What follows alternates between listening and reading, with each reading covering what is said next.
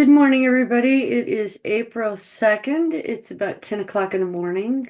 Hope y'all are doing well. I've had some parts come up over the course of about, geez, what is this, 6 weeks? And I've, journaled them out. I guess I'll show y'all that. I guess I should share. And I thought I would take y'all through the process that I do. So the first thing I do is I'll journal it in my notes app in my phone. And when I do, after I journal it, then I'll read through it again and um, make sure there's not any typos. And sometimes when I'm doing that, I'll get more information, so I'll just add it as I go. On the next morning, I'll take that and send it to my email. And then here's my email. Like I just did this one. So here it is. I'll just take and highlight it, copy it, paste it onto a Word document, which I've already done, and then put it in my journals with the date in front of it. So here's that entry. I've actually, let me see, let me open up all three. I gotta open this one up too. So here was the first memory on February 23rd, and it was just these are just one or two or three sentence memories, not a whole lot. So this is not the one. So here it is, February 23rd. I was just writing down what was going on with me. Right foot really sore for 2 days now. And then I heard a song from an ice cream truck that drove by, and it made me think of something. So I jotted that down. And I remembered another little nursery rhyme that I heard in an abuse. And so I wrote that down. I've talked to my counselor about it, but here was the memory. Now, this I figured out later. So these are just little codes to me. This little squiggle line means that I've created a bio page and put that in my PowerPoint. So I just saw two people with large robes on entering a room. First, they were like fluffy night robes. I saw them handling something. Once I saw that they were no longer fluffy robes, but like regular black robes, like the satanic ones, and they were handling two decapitated heads. And I like to note down what my body does when I have a memory, a small rush of adrenaline. And I put on here, this is Berlin. Because at this time frame, I was having lots of memories about things happening in Berlin. And so that just sat there because I didn't really understand where it went in space and time. And it'll go into my journal file here. I put my journals and different picture sketches, whatever, in the year of the journal. And so look, something like this. I'll save it with the date that I had the memory, and then I'll just put little key words and phrases so I can find it later, should I need to. Then the next memory I had was the next night. Let me see. February 24th. Again, I figured out these names later. First, I saw a mechanical cat, and then it became a normal cat. Shortly after that, then, and by that I mean shortly after that, in time, not in the incident, in time of the evening. Shortly after that, then I saw two men enter a room with hazmat suits on, with large tubes running out of their mouth. They were metal tubes. Again, time passes through the night, and I remember this third thing. I see a shaman with a black hat leading or in the center of a ritual of some sort surrounded by people. He's lifting his hands in the air doing incantations. So what I'll do with, well, I guess I'm jumping ahead of myself. And then the next memory I had is was just a couple weeks ago, and I've been sitting on this because I wanted to do this in front of y'all, and I had all sorts of other things happen. So anyway, here we are, 3/19/25. So all these times between February and now March, it's almost a month. I'm just looking at these. I've written them down in my worksheet. I got their, name, incident, I jot down the date of the journal so I can go back and find it. And what I'll do is I'll put them on little tiny sticky notes. The little ones like this, this size. Oops, sorry. And I'll just put the date of the journal entry and, for that one memory that was with the two heads. I called this part two heads.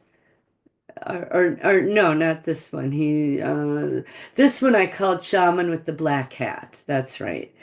Black Hat Shaman is what I called him.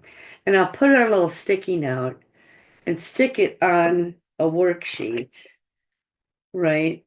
And then because I don't know where it is in time and space, and so over time things start to collect. And I call this the puzzle piece because I don't know where it goes in the puzzle, but now I have the puzzle piece. And I stick it on just blank worksheets, and as I wind up collecting puzzle pieces, I just kind of look over and through them, and kind of through intuition, I can figure out what two or three or five or 10 puzzle pieces go together. So I did that already with these first two entries, but this third one came a month later. So these two puzzle pieces are just sitting on my worksheet, and I'm like, I don't know what to do with them. So I'm waiting for more information. So this comes like a month later or 3 weeks later.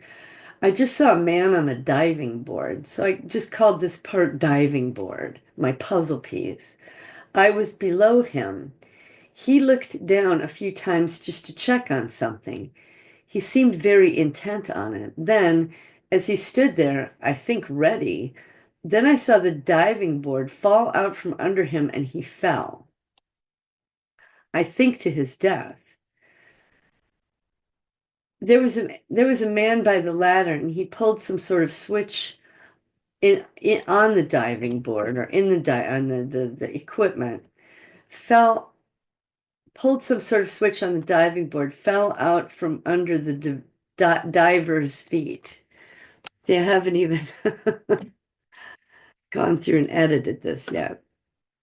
But I don't know that there was actually water there because I'm looking up, I'm just seeing this guy out on a platform. So my analytical mind, the conscious amnesic part of me that's becoming not amnesic is going, what am I looking at? This I'm a guy on a diving board, but why am I under him? Because a diving board is generally a ground level. But that's just what I thought. So I called it diving board. Um, I don't know that there's actually water there. And so I'm like, what am I looking at? So in my memories, in my analytical mind, thinking about this image, I all of a sudden kind of pull back and I realize, well, if he's up on a platform, it's like a good 15 or 20 feet because I was standing, I was an adult, and I'm looking up at him. So I'm just thinking about the logistics of this. What am I looking at? He's on a diving board, but that can't, there's no water here. And so I'm realizing, oh, this is like a canyon, and he's stepping out over this canyon on a diving board that's up on a platform. I'm like, okay. So in Sedona, the shaman, because I had remembered a month prior the shaman with the black hat. So my parts are kind of filling me, starting to give me a little more information. So there's a group of people in a half circle around a man who is on a diving board over a canyon, volunteering to sacrifice himself. It's daytime because I'm thinking it's not, it's full blown daylight. There's the sun blaring up high in the sky. The shaman pulls the lever and he falls to his death. I also remember when Star, now this is the woman that I worked in a crystal shop. And so I was learning the New Age, into the New Age, interacting with all sorts of different New Age people who would come into this store because that store drew to it every New Age nook and cranny there was in Milwaukee. And Star is the woman that owned the shop. She was like my mentor, so to speak. She was my boss, but now I realize she was my handler slash mentor. I also remember when Star took me to Sedona and I went off to sit by myself overlooking a canyon. And that shaman came and sat with me. I don't remember what else happened there. Now, this has always been a conscious memory for me. I've always remembered working in that crystal shop, and we took, I think it was a 10, I want to say a week, but I think it was more like a 10-day trip to Sedona, which, my conscious memory of thinking, oh, it was like kind of like a vacation, but I realized no, it was to go there for workshops, to learn, right? But in these memories, I'm realizing no, it was for rituals. So this is the conscious part of me. Always remembered this, but nothing else. So I do recall, and so in this night, as I'm remembering that and going, oh yeah, I've always remembered this, but I do recall ceremony in the evening where they had us make animal calls, calling to our spirit guides or something like that, and I made a wolf call. Now, I always remembered these two things about that trip, but not much more. And as I'm remembering these, I was like, oh, well, duh, there's a big blank spot. Something must have happened because that's, you're in the healing process. That's always the rule of thumb. You can remember this tiny little thing, but not the whole 10-day visit, right? What is this? Maybe 30 minutes out of a 10-day trip. So I recall thinking about if this is where people sacrifice themselves and they're falling to their death, there has to be just tons of bodies at the base of this canyon. So having this memory in my present time analytical mind is thinking, well, I don't understand this memory. It doesn't make sense. So my brain starts churning, okay, so if this guy's falling to his death and this is a routine ritual, there's got to just be a mountain of dead bodies under there, or there are many. So I'm thinking this. So and I do recall looking down and seeing packs of wolves and coyotes, and I think maybe bears would go down there and eat the bodies. Then I thought, well, what about, and I was like, okay, well, that makes sense, the animals, but I'm like, well, there still has to be a crap load of bones all over the place. It just thinking logically. And then it popped into my head. So as I'm thinking about this logically, and really what's taking place here is me as the conscious CEO of all these parts, and the parts are giving me puzzle pieces, and I'm trying to fit them together and understand what's going on. They're saying, well, okay, we'll give you a little more. And then it popped into my head that the shamans would go down there and collect the bones to use them for their witchcraft stuff that they made. They crushed it into powder and mixed it into things. And I realized, oh, this is a cliff over a canyon that they had built like a diving board you would see, the 10 or 15-foot diving board with a diving board over it. Reminded me of that movie that Mel Gibson did, forget what it was called. And I later looked it up and it's called Apocalypto, where those people would go up on the pyramid and sacrifice themselves. They'd lay down and the dude would rip their hearts out while they were alive and all that. So that popped into my head. And somewhere along the line, and then also that night, another this parts from this incident are telling us this was a drink, ayahuasca, blood with chunks of things in it. So I'm realizing, oh, okay. So I'm in a half circle with a shaman and this diving board type, thing, device out over a cliff. We are drinking things with chunks in it and actually had ayahuasca in it. And this guy's walking up onto this diving board saying, I'm ready, looking down, and he's real intent on what he's doing. He wants to sacrifice himself and die. And we're all standing there watching him do it. And the shaman pulls the lever on the thing, and the diving board drops out from underneath him. Falls to his death, winds up in a canyon. It must have been 100 or 200 feet down. It was There's a ways I remember looking down and the animals were small. The bodies that fell and the animals that were eating them were small. So I'm thinking a couple 100 feet. I'm really not sure, but and wow, okay. So this is the memory. So back in February, I made those two little puzzle pieces of the other entries that I just read to you. You know, the shaman with the black hat and the two heads on a plate. I want to read this. Two people with large robes on entering a room. Um, okay. And I didn't know where those go. So now I have three puzzle pieces. It's more than three. It's three entries. I have a puzzle piece from one entry and a puzzle piece from a second entry. And now this entry I have, let's take a look at it. I've got two puzzle pieces. These are, you know, present time conscious memories. I remember going on this, oh, no, this one's not it. Yeah, this one. I remembered going to Sedona. I remember being in the ceremony where we did animal calls. But again, this is only 30 minutes out of 10 days. And so this is these are my conscious personality. Remember this, my front personality. So this is, either conscious or just subconscious because it's not something I think about every day. So it's just tucked away. Yeah, I went on a trip to Sedona once, right? So these are conscious memories. But the rest of these, there's a part here that drank blood.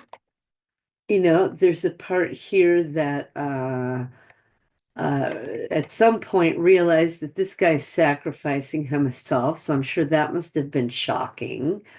There's this guy watching him fall to his death.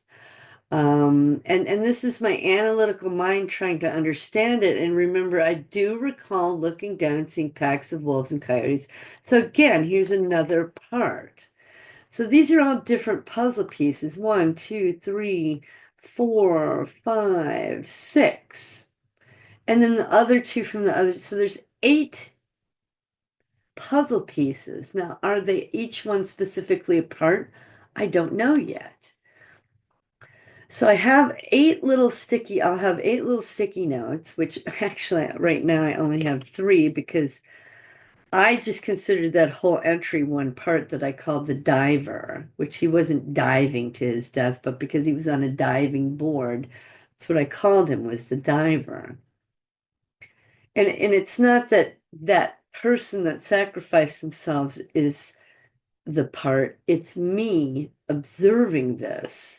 That's the name of that part, me observing it and being, traumatized by it.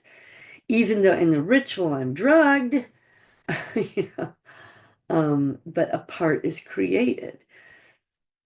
So weeks ago, since I had those two puzzle pieces, but I didn't know where they went, I thought, well, let me start this process that I do, and I'll show you all the process. Here's the worksheet. I've shown you all this before that I use. Ooh, I guess I should share. So here's the worksheet. I'll blow it up. And you I turn it sideways. That's why this is printed sideways. But here's what I do. So the first thing I do obviously is I do make the journal entry, make a puzzle piece. I have this worksheet printed out here and I'll put the sticky notes on it. And when I can start to, if I have 20 or 30 sticky notes and I don't know what's connected to what, now I can look at it and go, oh, a whole month later. I'm realizing that's where the shaman in the black hat was. That's where the two heads were. They were with this diver guy. So I put those three puzzle pieces together and create their own worksheet. I put their names on there with the age I figured out. And how do I figure out the age? Well, I know I have this chronological timeline that I've been building. And I know, and here it is, I know that when I was in Milwaukee at the Crystal Shop, it was after the military. Um, and I got out of the army at 21, so I'll go through the ages right here. I guess I'll blow this up. Okay, so I know I'm 21 or older, and I look for, oh, okay, Krista. I remember Krista was the front personality in the crystal store, and I had manifested something and whatever. And so I put them in the timeline, the black shaman, the black hat shaman, and the two heads, these two puzzle pieces that I remembered. And these were also things taking place in that crystal shop, different things. So I already put the two puzzle pieces in here. So now I need to put this third one called the diver. And actually, I'm sitting here thinking, and I don't want to shortchange my process here. So I need to figure out. So Krista, my front personality in the crystal store, remembered this. So this is Krista. Actually, she's got a new name now. I should use that name. So Krista is now Kenzie. Okay, so I'll put Kenzie dash. And this is also Kenzie. Remembered doing this thing. So this is how I start to add in my parts so that I can record them later. So okay, we got Kenzie. This I don't need to create a part for because she already exists and I'm conscious of her. She's the front personality that practiced New Age. Okay, I do recall looking down to see packs of wolves and cutting me. So this was traumatizing. Looking down and seeing human bodies being eaten by animals. The rest of this is my analytical mind trying to figure out what I'm looking at. So what do I want to call this part? Apocalypto, maybe? Seeing packs of wolves and coyotes, I think we go down there and eat the bodies. Um, I think I will because the part related with it when I saw this movie, that part related with it, and it was saying it's just like the movie Apocalypto. So I'm going to call this part Apocalypto. Actually, the part is calling itself Apocalypto, so I'm going to highlight that. Now, what other traumas are going down on here? I just saw the diving board. I have that part, that puzzle piece. There was a man by a ladder pole. Okay, this was the shaman who did that. I've already got the shaman parts. The shaman. Group of people in a half circle around a man who's on a diving board over a canyon volunteering. It's daytime. Okay. So I've got one, two, three. I have four parts, four puzzle pieces that I can put together that go together. I have already, let me see, let this thing shrink here.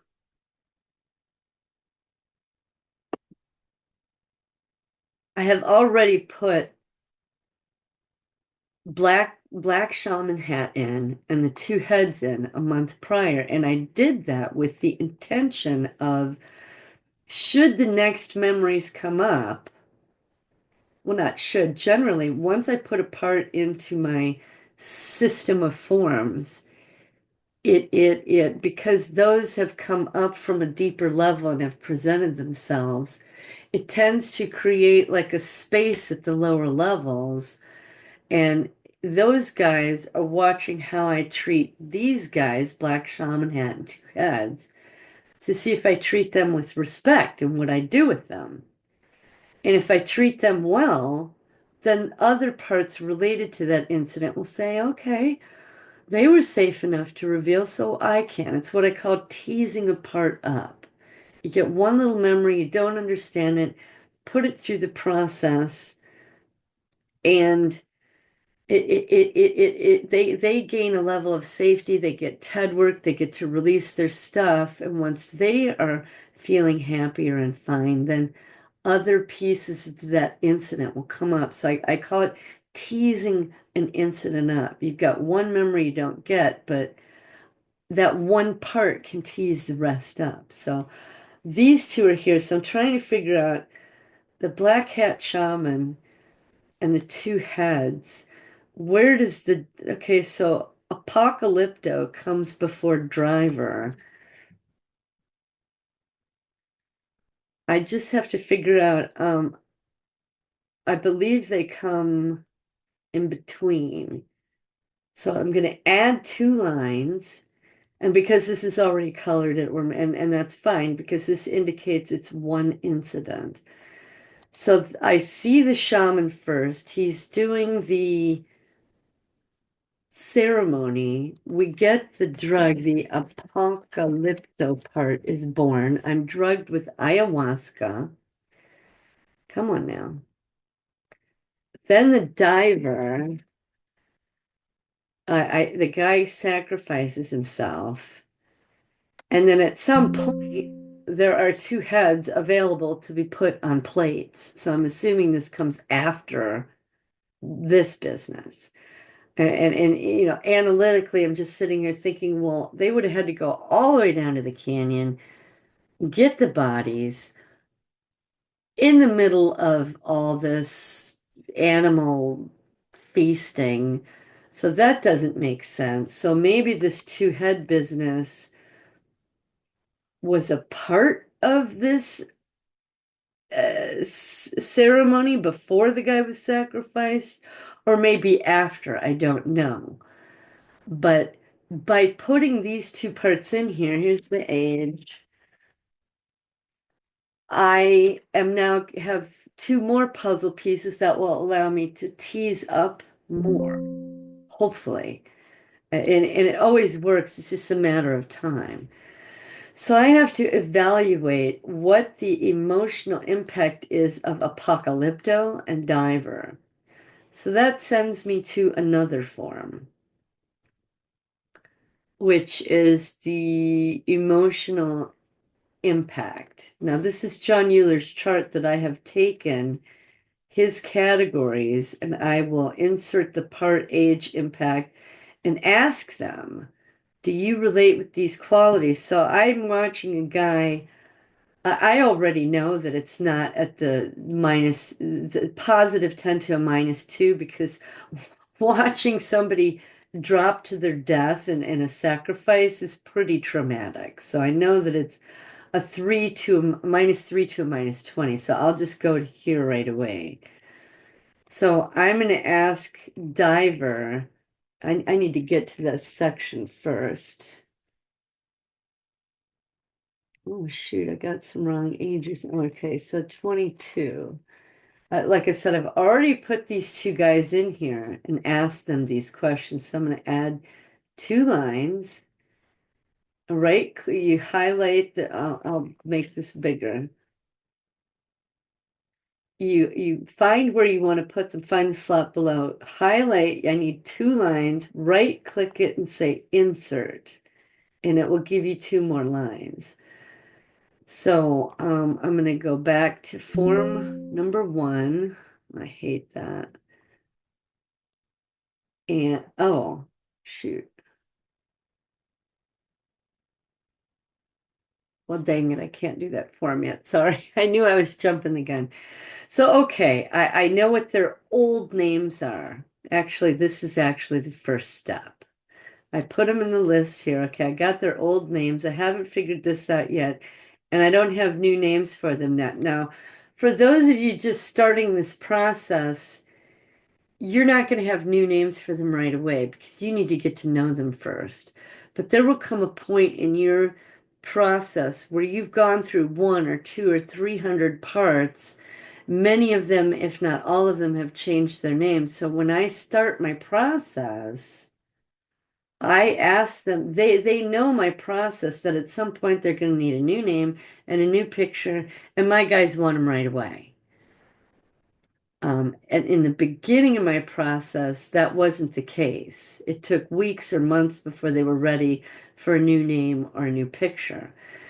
But now it happens right away. And for me, it speeds up the process, but I'm not going to recommend that y'all do this. So what I do is first I have to go into Google Images. Oh, I'm in Brave, darn it. I don't want Brave. I want this one. So actually, here's my journal. I want to put this in my journal file just because I'm anal.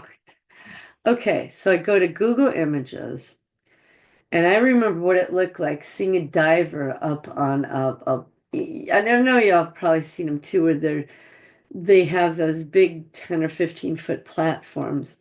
So a diver on, let's say, 15-foot flat.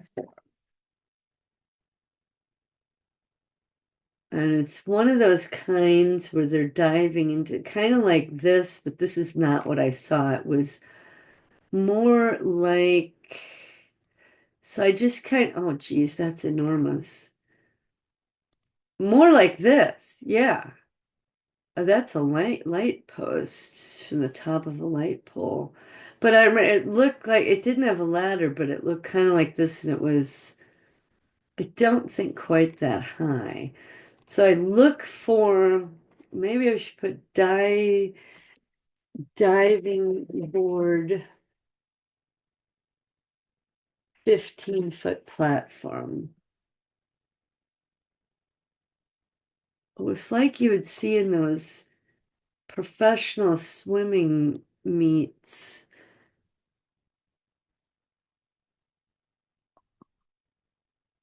kind of like this.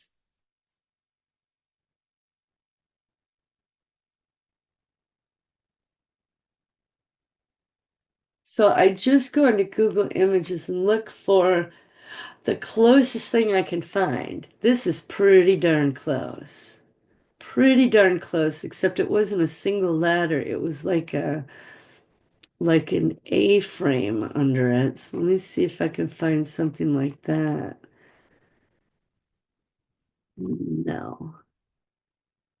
And I found that in Google Images, if you click something over here that's kind of close, it'll wind up over in this window, and then this little area will give you similar types of images. And I'm wondering, that's kind of closer.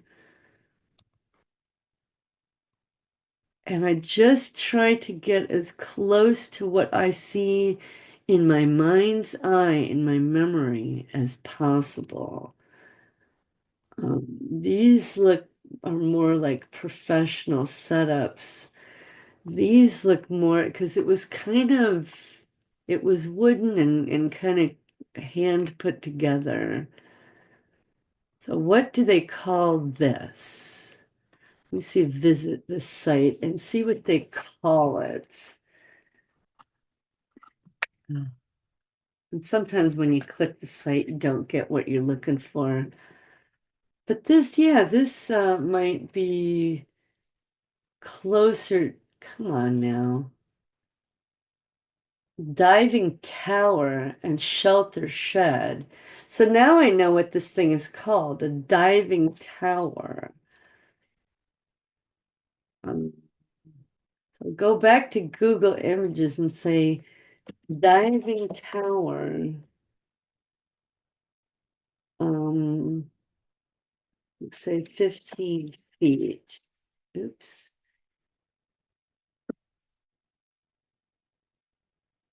And see if I can find something more precise. And now these all look very new, very modern. So I'll put in there, when I was 22, it was 1987. Mm. I'm just gonna go back to here. This looks pretty darn close to what I saw, so I'm gonna blow this up.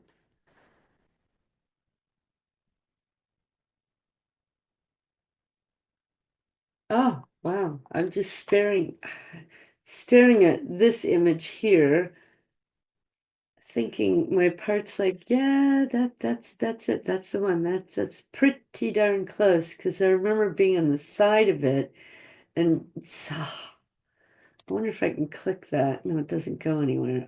Oh, here we go. Okay, excellent. And seeing this type of structure, but from the other side, it was more like a like an angle, like a triangle, or maybe it was just the way I was looking at it. But my part's going, yeah, yeah, yeah, yeah. This is it. This is it. This is it. So since my part is happy with this, I'm going to take a snip of it. So the snipping tool, I say new, highlight it.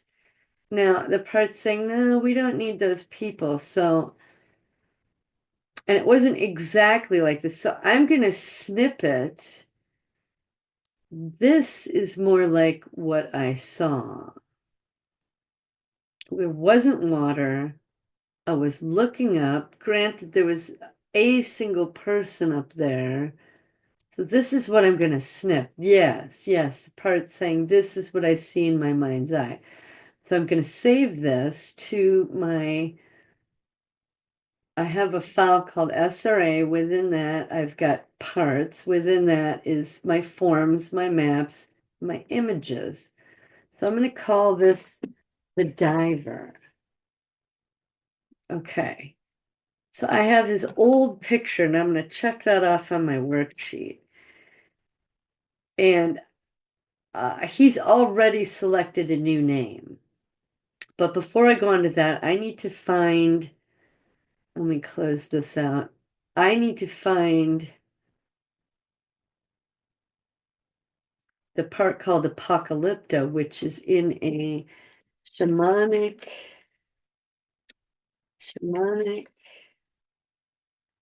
ceremony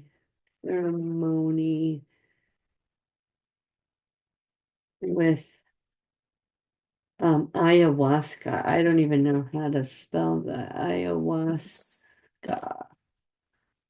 Oh, there we go. Ayahuasca. Oh, wow. I'm getting creeped out here.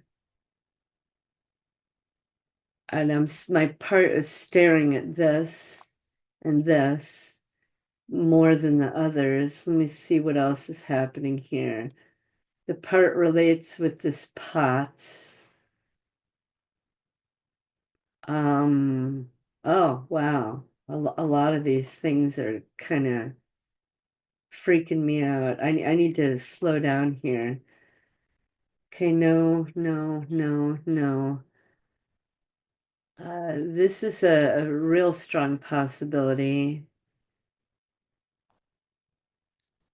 Oh, the other part that did the wolf call, I'm gonna call this spirit guide because I believe this is where I called down and accepted a spirit guide. This is where we did the wolf call.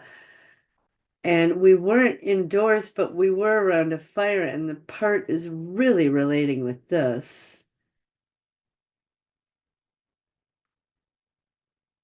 And I've got a strong tension in my stomach right now. Let me see what's going on here. This is,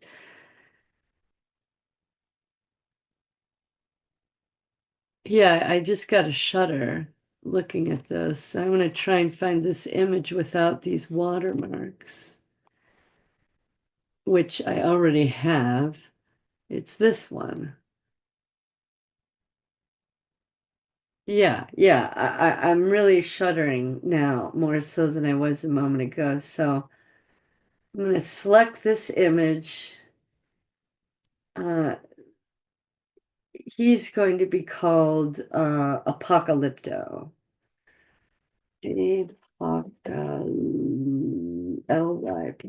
Apocalypto. Okay. I've got his old picture. Now the one I don't want to forget, I didn't even realize this was a part. So I got 5 parts now. Spirit guide is the part, I need to go back. Yeah, this image, my part is shuddering at. So let's see if there's something. Oh, yeah. Something even more. See, something I couldn't get here, but because I selected this image, it brought up more like it, and my part is instantly freaked out and shuddering over this. Now, I don't think our group was this large, but maybe take away a third of the group. And I'm having anxiety in my stomach. I'm my shoulders are tense. I think no, that's not it. We were outside and these images are all like inside. Let me see here. This is on the sand. We were not on the sand. Well, maybe we were. But my part, every time I look at, I just as I'm looking at this now, I'm having convulsions in my buttocks, my thigh, and I'm just having anxiety. So, okay, that's my part telling me this really freaks me the F out. This freaks me the F out. Doesn't matter if it's indoors or outdoors. It's something about this part of the image right here that's freaking my part out. So we can cut off the indoor part and yeah, the my leg is twitching right now. So part says, yes, this is perfect. So we are going to call this part spirit guide. Okay. SPI spirit guide because I remembered that my star, my handler, my guru, I had a spirit guide and I always assumed that it like she gave it to me, but I'm realizing right now in this moment that no, I called it down to me in this ceremony. So, okay, I just learned that. So I've just found the images for 3 different parts. We got Diver, Apocalypto, and Spirit Guide. Okay. Whew, I got some anxiety in my stomach right now. And I will tell you right now, this anxiety will remain with me until I finish this entire process. And the minute I finish the last box on the last form, the anxiety will disappear. So you'll forgive me if I smoke. Okay. So now with my process, I need to find them new names. Are all 3 of you willing to get new names? And they're like, yeah, we want to go through the process all the other parts have gone through. The only difference now is that it used to take weeks or months to get to new names and new pictures, but now it's just part of the process right away. It said if I don't have to think about myself like this, and I can think about myself in a different way, yes, give me a new name and a new picture. So I'm going to go to a website called The Bump. Whew, dang. Now here is where I discover I go to baby names and I'll say, do you want a boy name or a girl name? And they're telling me they want girl names. I said, okay, fabulous. What letter would you like your name to begin with? Now, I like to keep them the same incident all begin with the same letter. And my parts know that. Now, they don't have to follow that rule, but they know that and they're generally agreeable to that. And so the other parts' names started with B's. And the other day, Diver told me the name that he wanted to have was Bailey. So I've already written that down. So I need to find 2 other names. I need to find a name to replace Apocalypto because would you want to go through life with that name, Apocalypto? No. So, girl name starting with a B. And I'll tell you, I've been through this list so much, I got to kind of go to the bottom. Oh, Bonita's pretty. That's my part says Bonita's pretty, so you will be Bonita. And oh, Breezy. The other one's saying Breezy. I want to be Breezy. Okay, Breezy. Two cool names. All right. So I've got their new names, wrote them on my worksheet. Their old name, their old picture. I got their new name, and now I need to find a new picture for them because they don't want to think of themselves like that anymore. So I'm going to get off there. And now that that picture's not present, my anxiety is a little reduced. So I'm very mindful of what my body is doing during this process. So they're females. They're women. They are in their 20s or 30s. They're in the desert, and so do you or do you not want a picture associated with? And they're saying no, we don't. Something to do with the ocean. So young women near ocean is what I'll put in. So I've asked them a question, what do you want? They said, we're a woman, we're this age. We don't want images that are by the desert, because that's where we were, and that's upsetting to us. They said the ocean. So we're going to look for young women, pleasant pictures of young women at the ocean. Now, for me, one of my rules is I don't want scantily clad or sexually dressed parts. So I will try to find something that's more modest. This is nice. She doesn't look all posy or like a model. She looks like she's just enjoying herself at the beach and having her pictures taken. Bailey says she likes this, but let's look and see if there's more first. She wants to see if there's something even better. And we'll scroll for a while. And obviously, any young woman at the ocean's going to have a bathing suit on, so this will be a little bit of a challenge. Um, this one's cute, but this one seems a little more free and less posy, just oh, and here she's laughing, smiling, having some fun. Bailey is liking her, since we're not really finding a whole lot else. Oh, but this lady's nice. But she's posy. She seems more conscious of the camera. Oh, here she is. Bailey, do you want this to be? She's like, yes. Bailey likes this picture. I'm gonna see if I can find it without the watermark. Yeah, see below it, no, there's still a watermark. Here she is without the watermark. But I don't like the fact that it's blurry. Um, how about this one? Still blurry because when I put this in my PowerPoint, it'll get blown up bigger and it will be even more blurry. So it's too bad these are blurry. Bailey likes her. This is clear, and I think it's the same lady, but it's too posy. So you see the process you go through just selecting a picture. The part is very, this is the image that they will think of themselves as for the rest of our lives. So I want to get it right. Well, she's nice.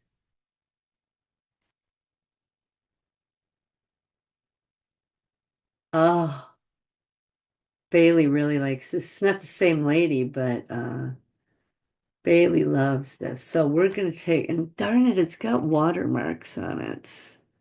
See, this one has watermarks. Dang it. But a watermark isn't gonna be the end of the world. So yeah, Bailey likes this picture a lot. So this is gonna be Bailey's new.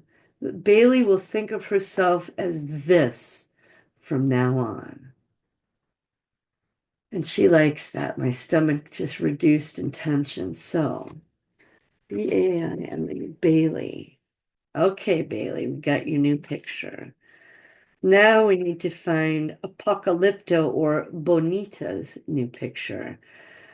So Bonita's saying to me, well, there's not a whole lot of images to choose from of women that are not in, bikinis. Yeah, that's too suggestive. That's my one rule is I do not want sexualized images or satanically influenced image or images that have symbology in them. So she kind of likes this, but see what else there is. There's this image, but she doesn't want to think of herself as kind of sad like that. So, and I like to be able to see their face, so I don't pick out images like that. This one, again, too much skin. Oh, here's a nice one. This is a woman happy, comfortable at the beach. She doesn't seem like a model. Maybe a little bit, not too much. I think I've already selected her before.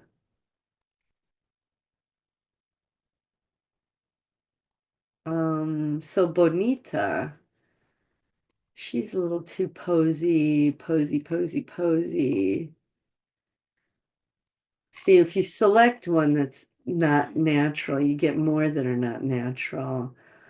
Bonita likes this one. She says she'll take this picture. Okay, Bonita. Hello.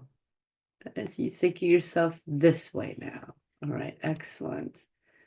Save. Bonita. Bonita. And I have to make sure I spell their name right everywhere. They don't like their name spelled wrong. Okay, now we need to find Breezy. Alrighty. We gotta find Breezy. She's not so much interested in the ocean. She likes more the idea of the mountains. Young woman near mountains with a breeze. Her name's Breezy.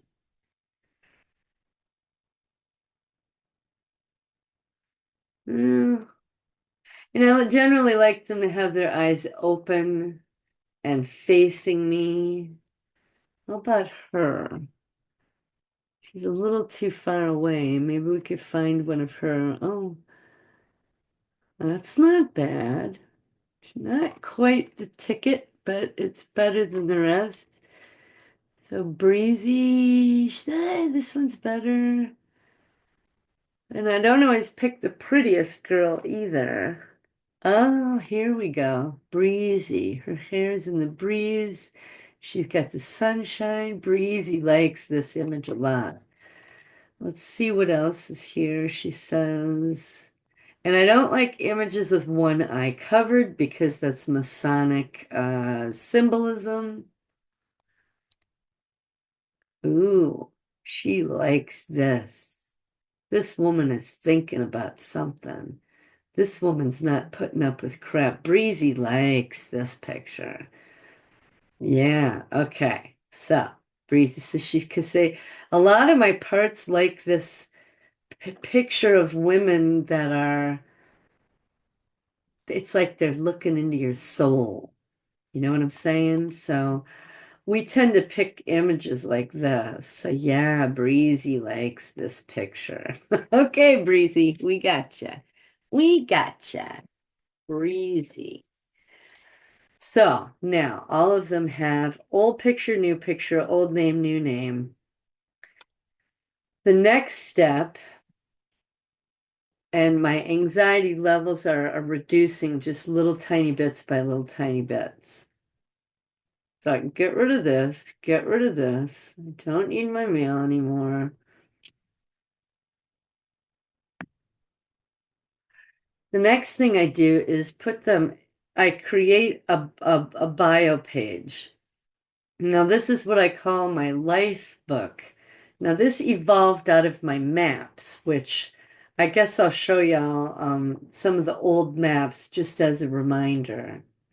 Now, this was the visual representation of how my parts were organized in my mind. But after a certain point, I went from having a map, right, like this, Well, that that's like the fifth evolution. Let me see. Map like this. Okay, you all have seen these before. I took down the walls, had them all mingle. I figured out my mind files, and that evolved into a map like this, where it was separated out how my mind files organized things, the scientific conditioning, how my mind organized things. Well, after a while, I said, okay, well, we know how you're organized in my brain. Let's take the walls down, and no one has walls anymore. And then I figured out the mind files, put them in their mind file categories, and I realized, well, I don't want to keep them in there forever either. So I took down all the background coloring and all that and said, okay, well, we're not going to live in mind files anymore. I was 8-6. And so I created a new plate. Well, these are still mind files, darn it. Let me see. I don't want to keep all this open. I thought to myself, well, let me create a new world for them to live in. And that's where Lake City evolved. Whoops, way too far. Lake City, and we all went online. Says my personal all-time ideal favorite dream place to live would be in some place like this. In beautiful meadow, like a little cabin right there. My husband could go fishing or hiking or hunting. I can get wildflowers and grow a garden in a desert and hike with him and hang out with him while I fish. So this was my dream place to live. And I went in and created homes and things for them. So my maps turned into, instead of what the SRA programming created and organized, and then the MK Ultra mind files created, and we first looked at it and absorbed it and processed it, and then said, you know what? We don't have to organize our mind that way anymore. We can organize it the way we want to. So we created Lake City, and I don't want to spend too much time on that. But instead of having their old pictures and their old names in Lake City, this isn't a map anymore. I called it my life book. As I found this design through the PowerPoint, this little designer option up here on the right, and it looked like a yearbook. And so I called it a yearbook at first, and after a couple of days, I realized, well, this isn't 1 year out of my life. This is my life book, not my yearbook. So I call it my life book now. And what I'll do is, okay, go to the slides. It's a new blank slide, insert, and I've got 5 parts here. Now, 2 of them I've already put on. This is what I call the cover page. And Barti and Basan, who is the shaman hat and the 2 heads, are already in here somewhere. I guess I have to do control find zone, Barti. There she is. There's the black hat shaman. That was as close as I could get to him. Let me go to the one before. Here she is on the cover page. Barti, and where's Basan?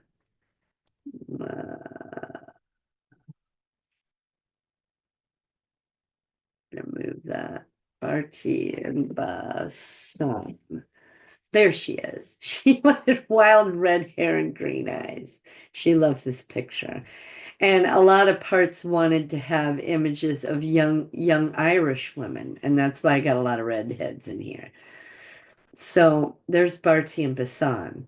So I need to go down and add the next 3. Now, generally, I'll discover them all together and they'll wind up on the same page, but that didn't happen this time, and that's okay.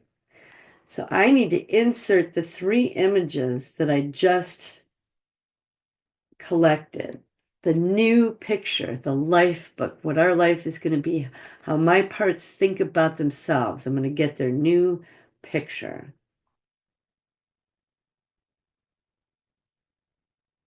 There we go. Parts images. And it's at the top. where because they're new and I just put them in there. I sort them by date modified, not alphabetically, because I need the latest stuff right here.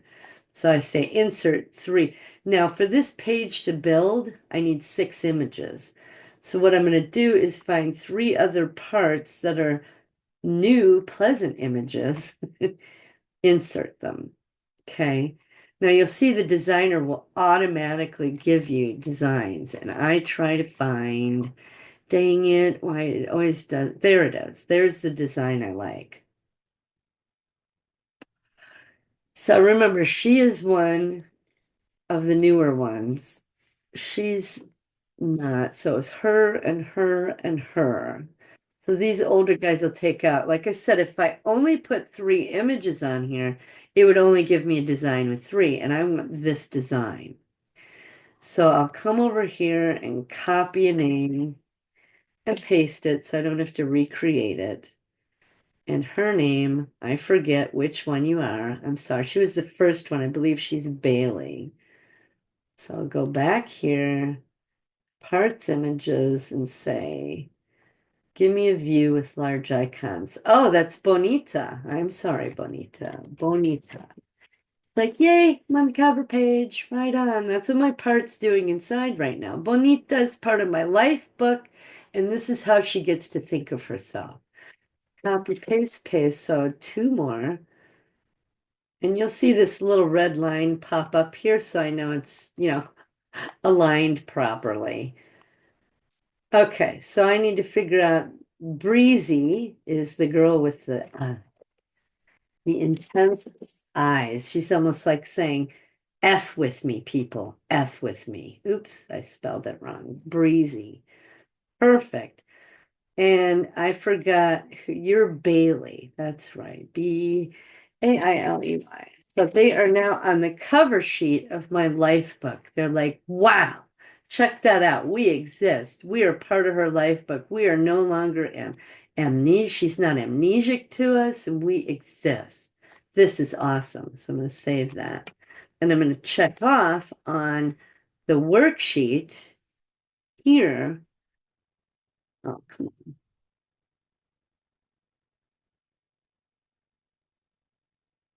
I filled in their names and I'm checking out.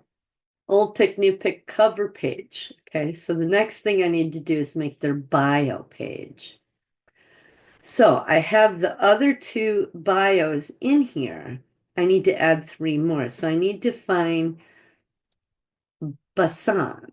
Okay, so I got her name in here and I'm going to look for her. Basan, here she is. The 2 severed heads on a plate. This was as close as I could get. And here's Barty. So we have the shaman who's giving us, so I'm going to insert under her journal 1, 2, 3 pages because I have 3 parts to add. I just have to figure out their order.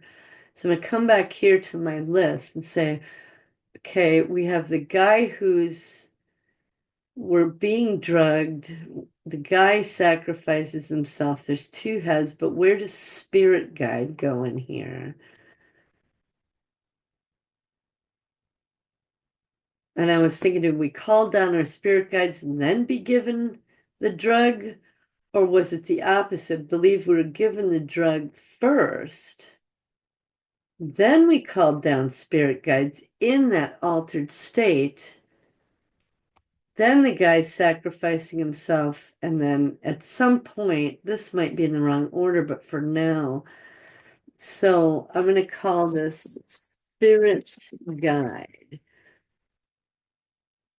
Oh, and this is wrong because we were given the drug first. That's right. So just going to go over here and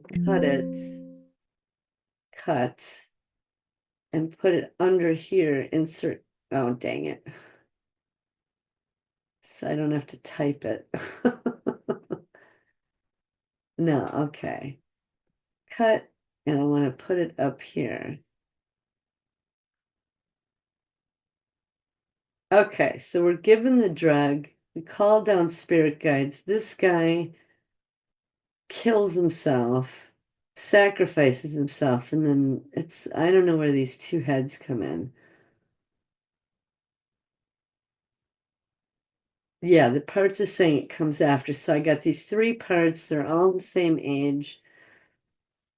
Okay, now I'm going to insert their new names here because I now have them. So Apocalypto is, I hate this thing, Bonita. Spirit Guide is Breezy. And Diver, I don't know why it does that, is Bailey. Okay. So this form, just the chronological listing, I'm going to be bouncing back and forth with it the whole time because everything else comes off of here. So I'm going to save that.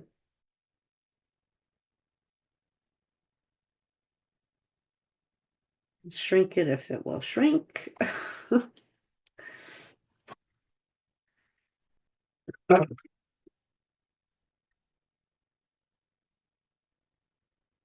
Okay, shrink. So now we're back to here. So my next step on this worksheet that I'm looking at is to create their bio. The bio. So my backgrounds are black. So I'm going to highlight all three. Well, you have to do it one end. Format the background, and then over here, I can say the color. I want it to be black. And I can highlight two at a time. And since this is already here, I can do more than one at once. So I've got the 3 pages ready. And what a bio for me looks like is you have their old picture and their new picture and what they were, their old name and their new name. So I'm going to come over here and say insert picture, this device. And I need to do who's first. See, I don't have them in order on my form here, so I gotta come over here. Bonita Breezy Bailey. Bonita Breezy Bailey. So Bonita Breezy Bailey. Okay, let's come back over here. Oh, wait, cancel. So insert picture from this device. I find my file and I want to put in Bonita and Apocalypto. Old picture, new picture. There they are. And I'm going to do that for all 3. Insert picture this device. And I need Spirit Guide and Breezy because this is the order chronologically. And this one, insert picture this device. I need Bailey and Diver. Okay, perfect. So I've got their pictures, and you see the designer will create something. And ages ago, the designer picked this design for me, but for some reason, I have to recreate it. The designer won't do it for me. So what I do is just copy this image because I want it to be the same size and location, and I put it on this page. Now say send it to the back so that I can take this one and size it. And I know it's in the exact location as the other page because I'm anal like that. And I'll say send her to the back, delete you because you are not the picture. Now this one, I'll turn sideways and size it. And you'll see all along the way what the designer does with these things. You can pick out whatever design you want. I just like my life book to be consistent. And it's a way for the parts to all feel equally represented. No one is more important than the other or more creative than the other, whatever. And so you'll see as I place this red line on top and over here will let me know when it's equidistant. So it's all lined up nicely. And then here I will copy this and paste it and put her proper name on there. So that is Bonita. Bonita. Hello, Bonita. So now I'll highlight both of these, copy them, paste them onto the next page, and do the same thing again. Send her to the back, size her, and all the while your parts are watching this, she's breezy. Going, wow, check it out. Not only do I exist, I got pictures and a new name, but look at all this work she's putting in with me. That's what's going on with your parts right now as you're doing this. And some people might call it busy work, and it might be. But the fact that you're willing to put the time, attention, and energy, well, let me send you to the back, get rid of you,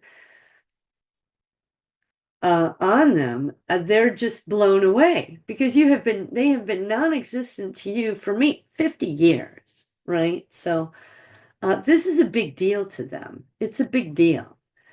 So, and then we'll do the next one. We'll copy you, paste you here, copy the name, paste it here, just so everything is lined up. We'll send you to the back so that I can size her. Send her to the back so I can delete her. And her name is Bailey. And it's funny, I just now realized this. In my memory, in this particular memory, I was looking up at this person on the diving board. And when she selected this picture, she's looking up, isn't she? I didn't even put that together till right now. But this happens a lot when you're selecting 2 or 3 or 10 images at the same time. You're not really thinking about the incident, but the part is. And the part will be drawn to an image for a reason. And I realize right now, instead of looking up at this awful thing, she is now looking up at the sun and the sky and something pleasant and obviously, well, okay, Bonita. We have the option to do this. And she's saying, yeah, I'd rather do that. I don't want to be looking at that ugly thing for the rest of my life. So we switched it around, and now she's looking, her back is to it. It's her past. It's not important anymore. Yeah, it formed her, it created her, but it's not who she is now. She wants to look up and away at the sun on her face and just enjoy life, right? So Bailey. So I've got all 3 parts here. Now, what I have to do is put this in. So I copy it and paste it. Now you'll notice the size of the font changed. So every time I got to go up here and change the font size. So everybody's equal. It's okay. So I'll change that to 24. And we'll paste this in here. Oops. We'll make this 24. That way I'm not having to retype out all this stuff over and over and over. So now I will go put the old name in here. So that is Apocalypto.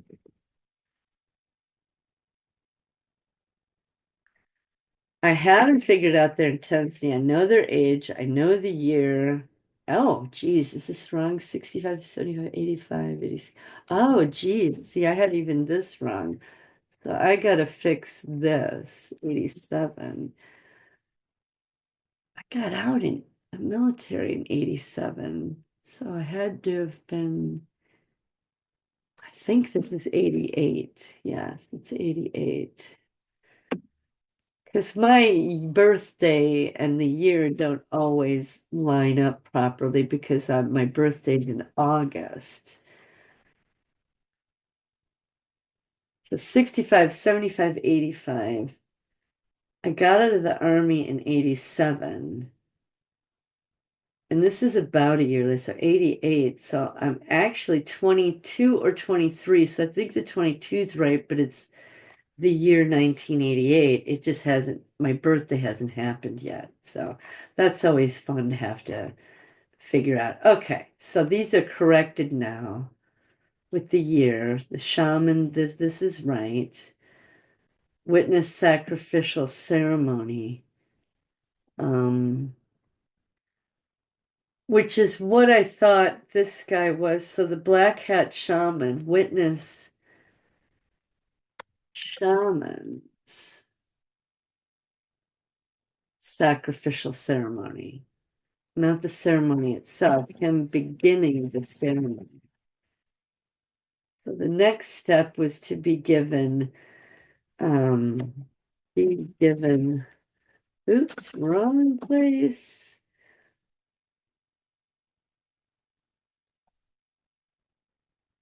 Oops, be given drink with, I don't know how to spell ayahuasca again. So I gotta figure out how to spell ayahuasca, which is wrong, but this will give me the right spelling. So copy, gotta put it on a notepad so no links are in there. Okay, so cut, close, shrink, paste, ayahuasca. Be given drink with ayahuasca. Bonita. Oh, and I forgot these ones that are sideways like this, their names go up there because this goes out here. Okay, so the next one, breezy.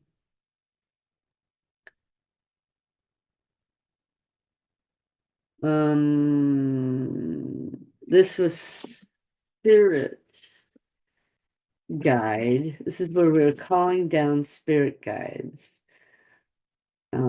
So call down spirit guide with wolf call wild drug. Okay. All right. We got Breezy's bio page done, and now we need to do Diver. Witness, sacrificial ceremony, um, per person willing, participants, falls to death in canyon below. Okay. I don't put a huge amount of details in here, but sometimes I do. So that's pretty shocking for someone to go. Obviously, he was in a drugged state, but because we all were. Okay. So save that. I've got the three bios that I need. I got the cover page done and the bio done. Now I want to add their journal entries. And this part used to sit on hold until I had my session, talked to Jon about it. Generally, I would get more details because he would ask me questions. It would trigger more answers, and I'd put it in the journal. And then after my session, I would add them in here. But since I'm not having sessions anymore, I am just going to put the journal entry in here. And hopefully, if I get more details later, and I will through this process, and you'll see how I'll go back and add more journal entries. So now I'm going to go to my journal entries that I have open, and this part is Bonita, the part that was drugged. Um, yeah, I've already got these two recorded, so I can close these. Go here. Why are you not opening?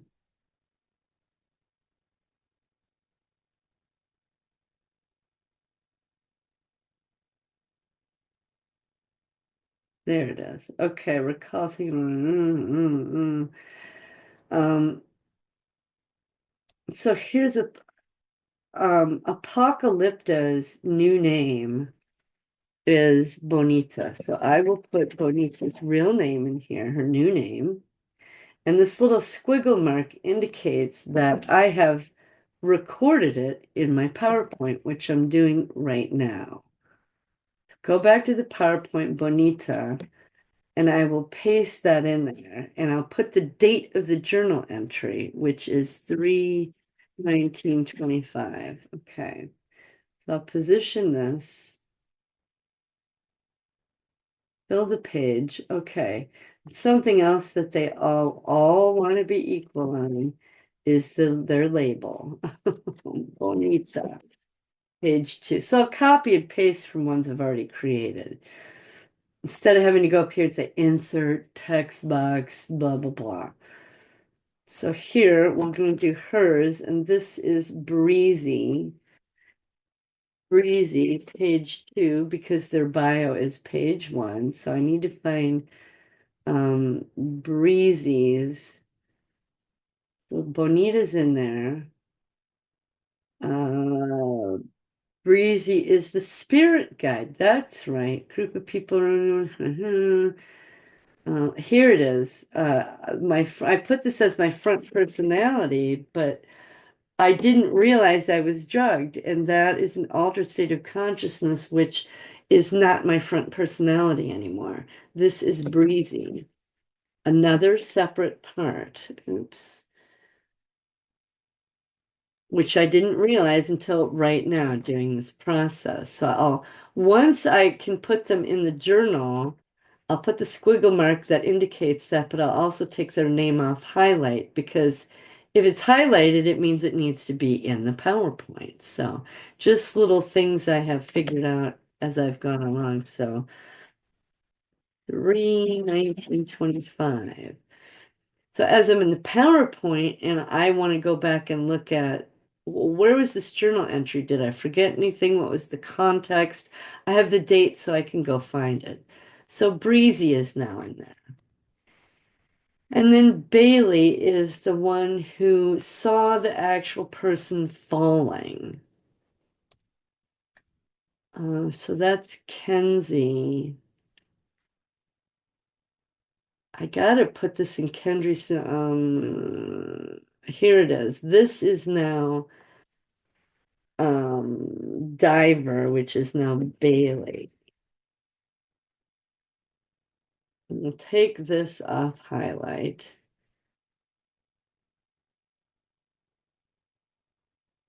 So this is all Bailey's entry. Where am I? What am I doing? So I've already got the date up there, so that's cool. And I want to take this off highlight. And I want to put Bailey's name here. Don't need that. Okay. So save. So all three of them now have their journal entries added into the life book.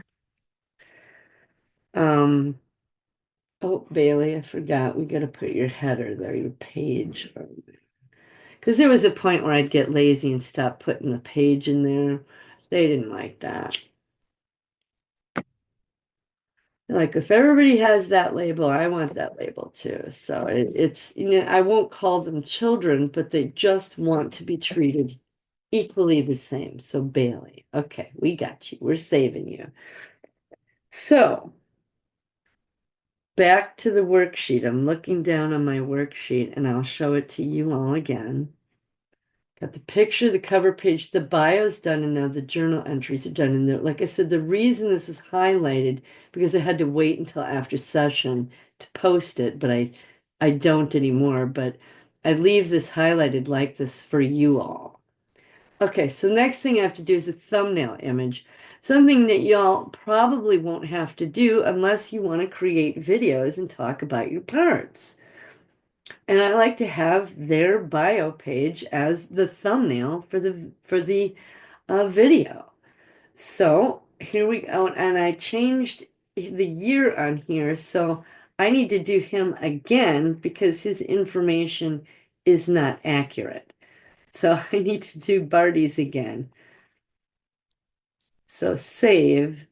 And now this is in a different file, so I've got to go to that file, publish, and thumbnails. So BARTI, And there's already one in there, and it's, oh, I guess there wasn't. Okay. Oh, that's right, because I haven't done those yet. Okay. So that one's done. Come to the next one and do the next one. New. This is Bonita. Hello, Bonita. Save. Bonit. Oops. Bonita. And they don't like their names spelled incorrectly. I'm just, do you like your name spelled wrong? Neither do they. So, and breezy, your intense look, love ya. We are easy one, breezy, we got you for thumbnail. And Bailey, new,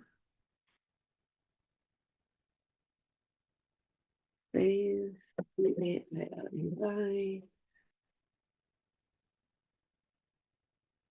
and I believe that this one had to be corrected as well, the year, so I need to do, oh, and I've never done hers yet either. That's part of it's not checked off on my worksheet, so.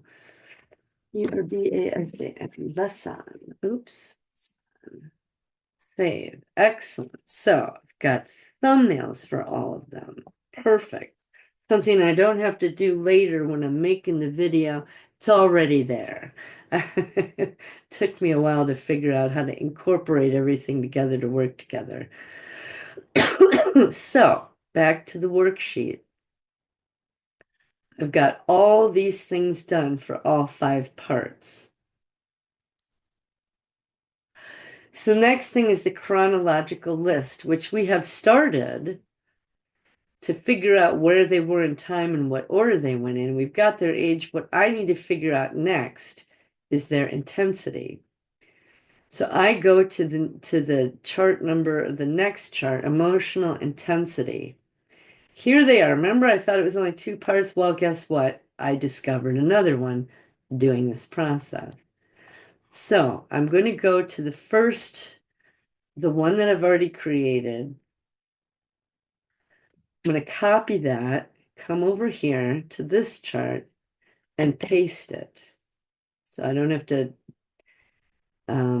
type everything out, which isn't such a bad thing. So I'm being drugged. So I have to figure out what their intensity level is, and I need to actually put that here too. Because you'll see why you need their names in a few places, because you're sliding back and forth. And so you don't have to slide back and forth a million times or a million spaces. I just have it in 3 areas, the front and the back and the middle. Now I'll pull this form out so you can see it. This is level 3 minus 3 to 6. This is level 7 to 10, and this is level 10 to 20, these red markers. Okay. So what I need to do is figure out, okay, what are their qualities of their personality? Are they, who's the first one? Bonita, being given the drug. She says, yeah, I went into confusion. Am I preventing my success? Not necessarily. Am I keeping secrets?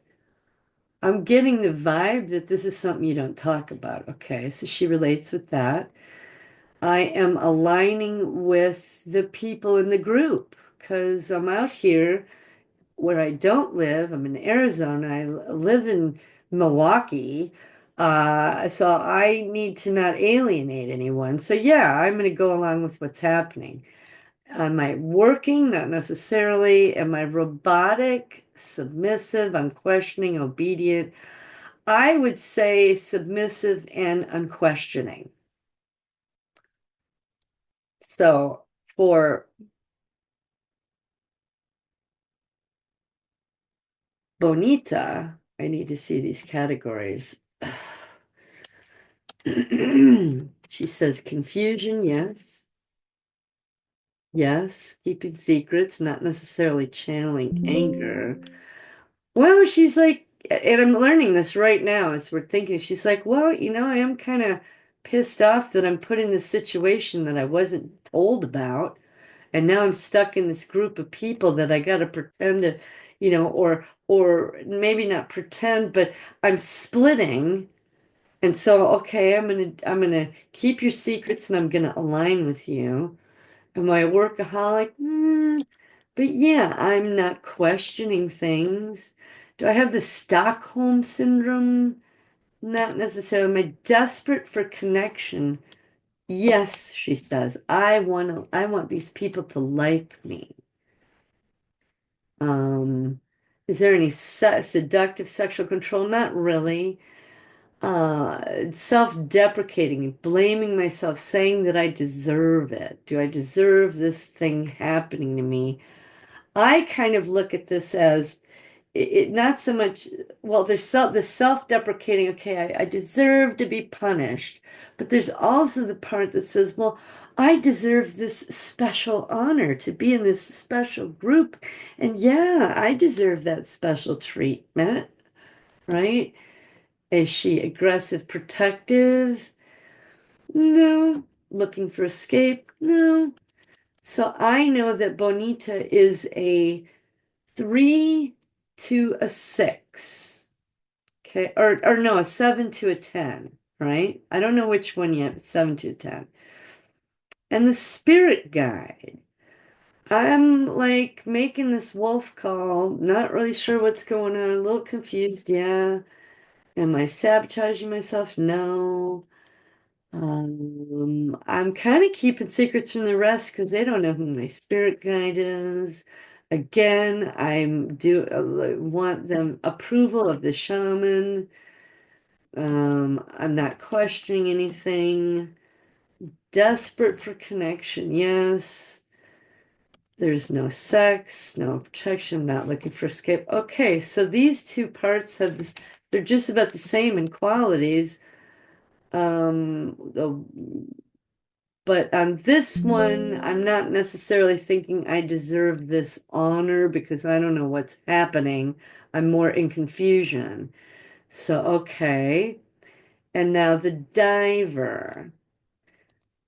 Um, at this point, I'm not confused because the shaman has told us what's going on. The person has agreed to it. I don't know that, I think that this part is saying, not, I think this part is telling me, no, I'm more over here already. I'm on this drug in an altered state. I know this guy's going to kill himself, and I'm standing here watching it, and God, I know God does not approve, but here I am. Am I blaming blame self and protective? Not really. I'm following orders, doing what I'm supposed to do. Am I loyal to these people? Not necessarily because I don't really know them. I'm loyal to Star. And not so much so. I am submissive. I'm now mechanical and numb because of the drug. Okay. Am I publicly functional and socially appropriate? This one sometimes confuses me because it's socially appropriate in the group, but if you're out there in public, is it appropriate? In this social condition, yes, it's appropriate in that social thing. Am I in pain? Compartmentalizes the body memories and pains. I'm not really in pain, but there's a spiritual compartmentalization. So there's that. Am I borderline? No. Am I sexualized part? No. As their backups with, food? No, no. Does this part want to get help and stop the abuse? This part is saying, yeah, I had a little bit of that because I was real uncomfortable with the fact this guy's killing himself in front of me. Not that I could go anywhere and do anything about it, but there is the desire to not be here. I want to get out of here. Do I want to get help and stop the abuse by disclosing? Not so much so, but just wants to get the hell out of there. Okay. And by this time, there is demonic presence because of the drugs and the ceremonies. Now, I have determined, is there just how I separate this out? As I said, was there presence? Is it involved in the group? Is it involved with me personally and individually? Is there someone in the group that's, I'm face to face with and they are possessed? And now is a demon trying to possess me? These are the levels. So yeah, there's definitely, and if you're here, that means all these have already happened. So there's presence, there's involvement with me. Is it personal with me? Since I called down a demon, yes. Do I have, um, I don't know that it's necessarily in my it's present with me. It's not really in my face and it's not inside of me. So this part is a 16, 15 or 16. So I'm going to say 16. And so I have determined the intensity level of this part already. I need to go back to these two guys and figure out, are you a 7, 8, 9, or 10? So I'm being drugged. Um, I'm going to say that this is a 7.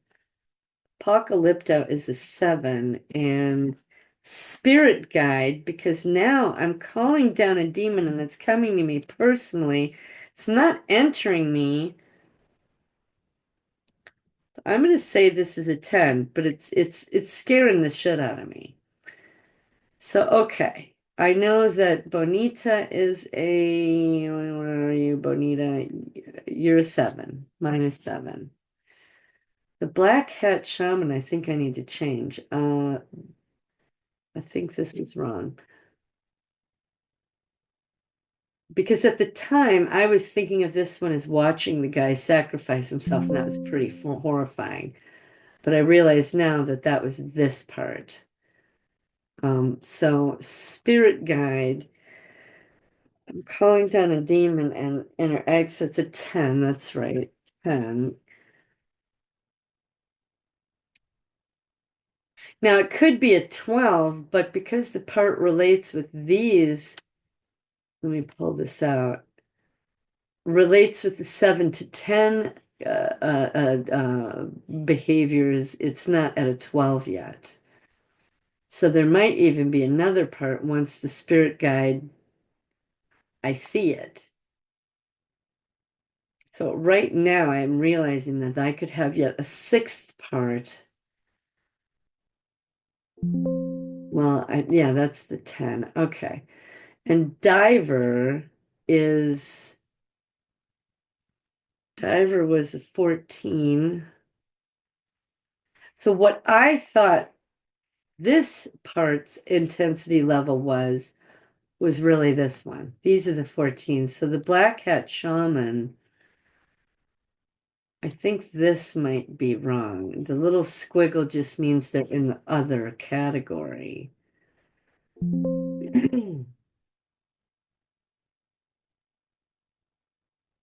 So when I was talking to this part a month and a half ago, it was actually this part I was talking to. So I've got to correct this one so that it's right. Okay, and I'm having some anxiety, and the paperwork part of me, and the organizer part of me, and the efficiency part of me is anxious because I've got to correct things. And that's all right. So, since these two are both over 10, they are in the other category, which is over here. So, paste. Those are all squiggles. Black Hat Shaman. Let's take a look at what you, now that I understand I was witnessing his ceremony, the beginning of the ceremony. I've not been given drugs yet. I've not called down a demon. So this, I would say, is more of I think like a 9, because things are starting to, well, no. I think a 7. Because we've gone from repressed level now into wounded kids. I'll show you this. You know, oops. This side is the repressed, and these are the wounded kids. So this has been repressed all these years. So, oh no, I gotta find my thing. Whenever I resize it, it loses where I was. So anyway, okay. So I would say now that I think about it, that this is the 7. We're starting the ceremony. I'm feeling the juju, getting nervous. I'm given a drug. We'll say this is the 8. I'm on the drug and calling down a demon. That's a 10. I'm nervous. Now I've got my spirit guide with me. It's not in me. And I'm watching some guy sacrifice himself because he was one of us. He was given the drug. He called down a spirit guide. His spirit guide guided him to sacrifice himself. Right? And I still don't quite figure out how this. So we're -7. I need to correct this on my worksheet here. So Barty is a 7, and that's why I use pencil and eraser. Basan is she's a 14. Okay. Bonita is an 8. Where are you, Bonita? You're an 8. Do you see how you kind of play with this? And but by the time you're done playing with it and thinking about it analytically, you nail it down. So breezy, the spirit guide, you are the 10. Then the diver happens. We got demonic shit going on. You're a 14 and you're a 14. Okay. So let me just correct this all the way across.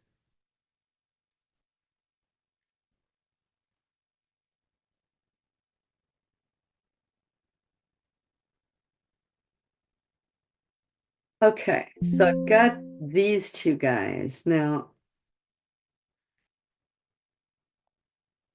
and these. Okay, so I need to do him now because what I thought was him was actually him. So, okay, Black Hat Shaman, we're starting this ceremony. Do you have confusion? A little bit, yeah. Okay, don't know what's about to happen. Are you sabotaging yourself? No. Are you keeping secrets? Yes, because it's just expected. This doesn't happen in normal, ordinary life, and you got everyone's looking at each other like, wow, check out this secret thing. You don't want to alienate those people. Am I working? No. Am I unquestioning? I'm doing what everybody else is doing. I'm desperate for connection, not sexual, feeling like I deserve to be there, that this is some special place, which really it's an abuse, and you're telling yourself you deserve it. So ultimately, you're telling yourself you deserve the abuse. But when you're in the thing, the part believes, I deserve this special treatment and these secrets. And do you see the dichotomy or the double-edged sword there? Okay, so not aggressive, protective. Okay, so I got these top 3. I know their consciousness levels and what they relate with. And I also have these guys over here. Now want to copy this squiggle line because these 3 are on the other chart. They do not need to be on this one. So that's why I put the squiggle. And I used to put 3, but I realized makes it really busy. And if I was here doing this alone without y'all, I'd go through and correct these, but I'm not. So now I need to figure out diver. I figured out these qualities, right? But I need to figure out, okay, we got demonic stuff going on. Yeah, you've got all those qualities over here that we just discussed, right? Compartmentalization, are you publicly functional, etc. Do I have spiritual guilt? Now okay, let's just address and talk about the demonic part. So they're both 14s. They're here. Why that was there, I don't know. Um, what I need to figure out is who is the guardians. Because you have guardians along the way, and that's what these red things are. Generally, I have discovered that the guardians and the gatekeepers are the first memories presented. And so the first, and that's why I need the date of the journal entry. Spirit guide. Okay, 319. The date of the journal entry tells me who's the guardian because they came up first. So that would be Barty and Basan. So Basan is the guardian for this level. And Barty, because he's not part of this level, Basan is, but Barty is not. I now know who is the guardian for this level, and that is Barty. So is it the early morning system? I believe it's the Keymaster. That I'll have to flesh out later, and that will happen as I remember more of this incident. There might be more, there might not, but right now I figured out the guardian for the repressed level, the guardian for the wounded parts level, and the demonic level. Actually, yeah, that's 7 to 10, and this is. Oh, I am so wrong. Wait a minute. This is 1 to 2. This is 3 to 6. Oh, these are 3s to 6s. Oh, totally screwed up here. And these are the 7 to 10s. Shoot. Okay, yeah, this happens. I got a part inside that sabotaged me a bit. So these are 3 to 6s. So I would say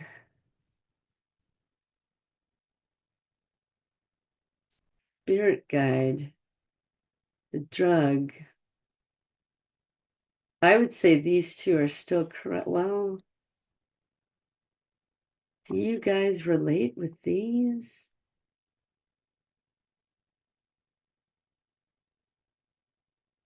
No, they're saying they relate more with these. So these are 3 to 6. So I think you start off thinking it's innocent enough, but I'm a little nervous. Okay, 4. Given the drug, I believe that's when I went to getting very nervous. 6. And calling down the demon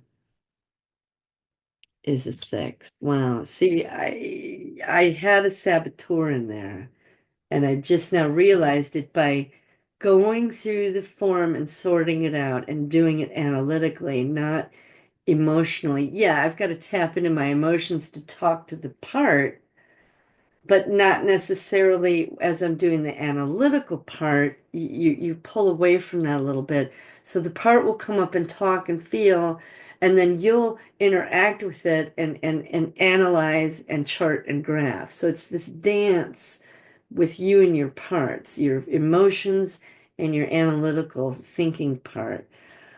Um, so, okay, this is the early warning system. Okay, that makes sense because he presented first. So it was the early warning system notifying Basan at the higher levels. Oh shit, she's getting close. Okay, that makes sense. So 4 and 6. So I need to correct this on my worksheet here.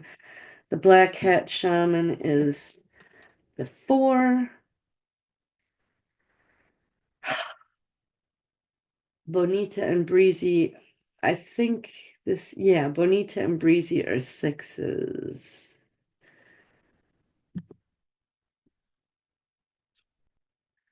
minus six. And I just keep having this whisper in the back of my head that if you're calling down a demon, that's got to be pretty scary. Maybe it's more of a seven.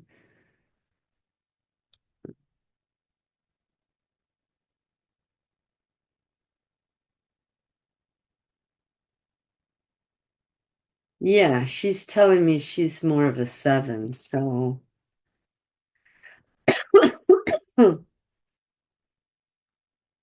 more of like an eight. Okay. So I gotta fix this now. Ah, yeah, yeah, yeah, yeah. Okay.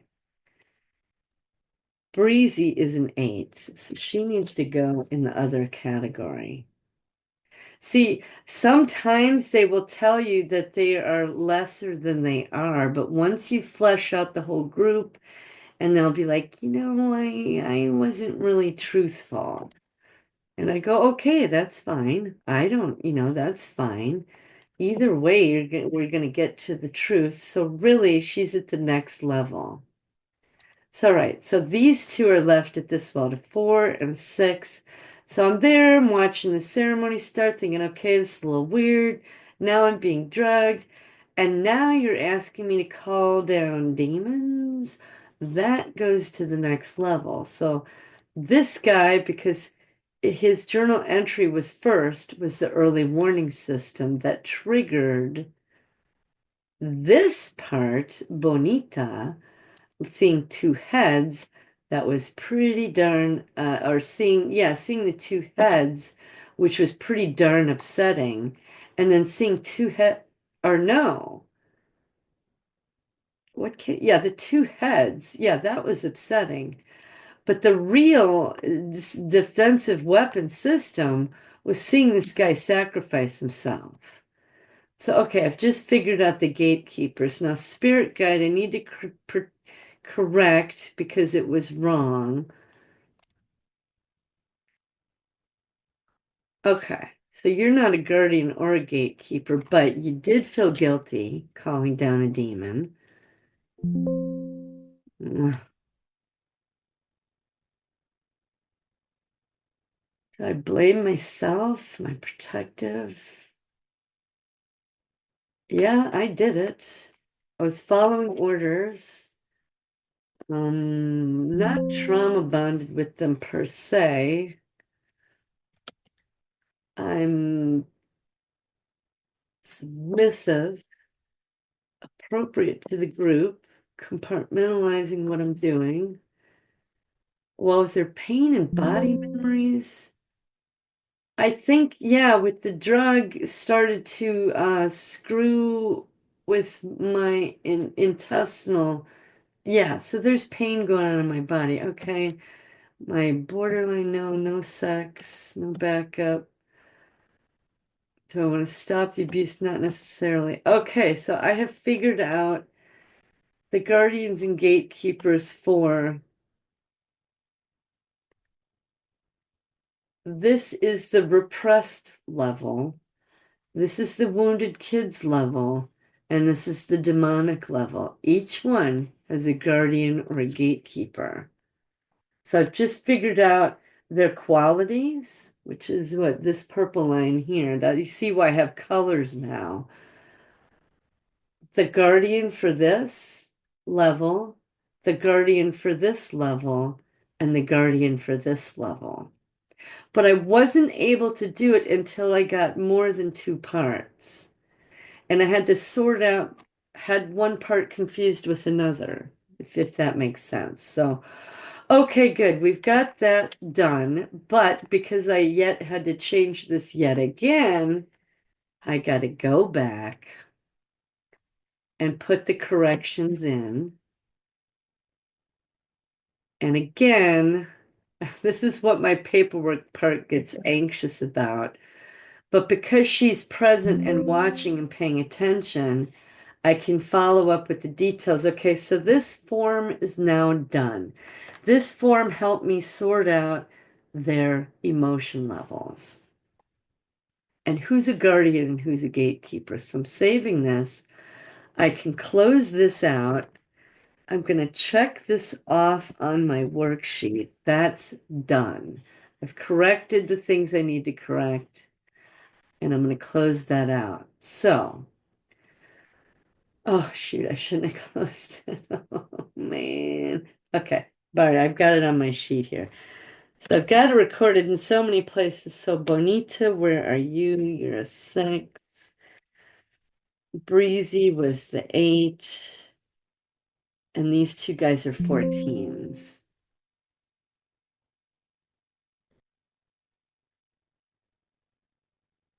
Yeah, okay. So this is now corrected. Now you see why I leave this form open. I have to continually come back to this form, number 1. So here's the worksheet that I'm working on. I've got the chronological listing, that's form 1. I just did this intensity one. Okay, I also you was doing something before where I needed an alphabetical listing, so I created one. I don't need it anymore, but I still update it. Y'all don't have to do this. And we'll go to the left. We'll take away. Just copied and pasted. And so I've got this alphabetical listing of my names. Obviously it's not alphabetical right now, but I like this because it shows me how many parts I'm on, 966. And now y'all can see how someone could get so many parts. Yeah, there is a single incident, but within that incident, there's 5 different things that happen. And I'm willing to wager, now that I have these 3 more, the first 2 parts I got teased up, these next 3. And so now these next 3 that they have existence and they're going to go through this, I'm going to tease up more later and have to keep sorting and thinking and working with it. That's the parts work. So back to the worksheet. I've got the chronological list, the name list actually is alphabetical, but it's names because it's not in alphabetical order. And I've done the intensity chart.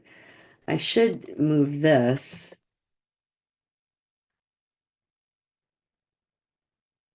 because you can't do this timeline until you figure out the intensity.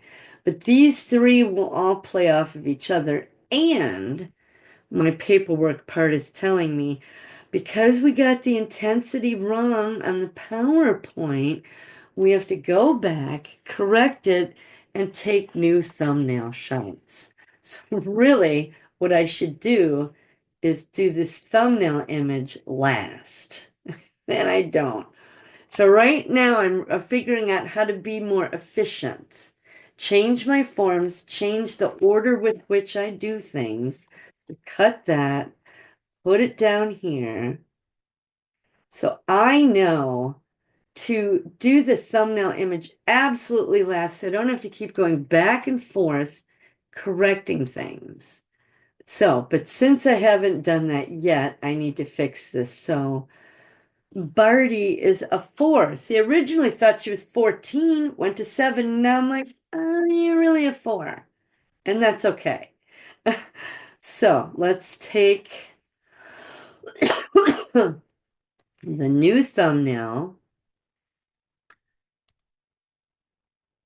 And it's BARTI. Oops. So I'm going to save it and say it's already there. Yes, I want to replace it because there's corrections. Bonita, you are a 6. Come on. Oh, geez, I took the thumbnail without anything now. So let's take this thumbnail. New. So this is just how things have evolved for me over time as I've realized that just today I realized the order of the thumbnails in the wrong order. So I don't have to keep going back and forth. My paperwork part, my organizer part, and my efficiency part just all work together so that the next time I do this, it's simpler. Who are you? You are Bonita. Yes. We own my TA. He's already there, and I have to replace it. Yes. And come on now.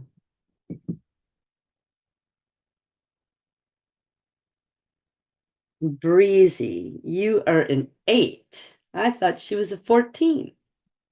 An 8. And y'all just worked with me to see how I figured out. Oh, had that wrong. So Breezy's an 8. She's in this ceremony, getting nervous, more nervous, more nervous.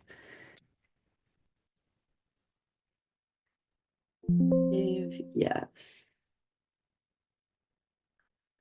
Okay, let's go to the next one. Bailey, diver is 14, and Basan is a 14. So I don't need to take their screenshots again because they are correct. So I'm going to save that.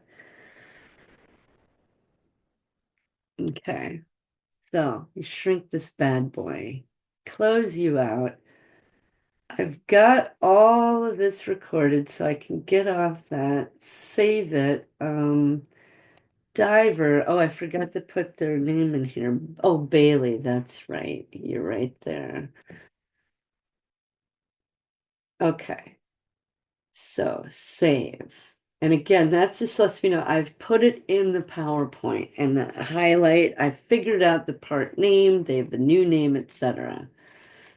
Oh, Kenzie, that's why I left this open. I need to put Kenzie's entry under Kenzie in the PowerPoint. So let me do that because she's in a separate grouping.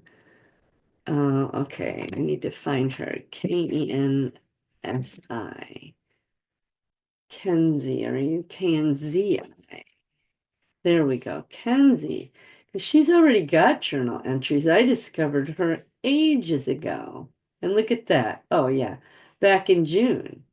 But now I'm remembering more of the front personality. So the date on that journal is 3/19/25. So haven't heard anything from her for 6 months, right? Back in originally in what is it, June. Actually, before June, I just didn't put the dates in there. So, and now it's 6 months later, and I got a little bit more. Remember when this the front personality? Didn't tell me all this before.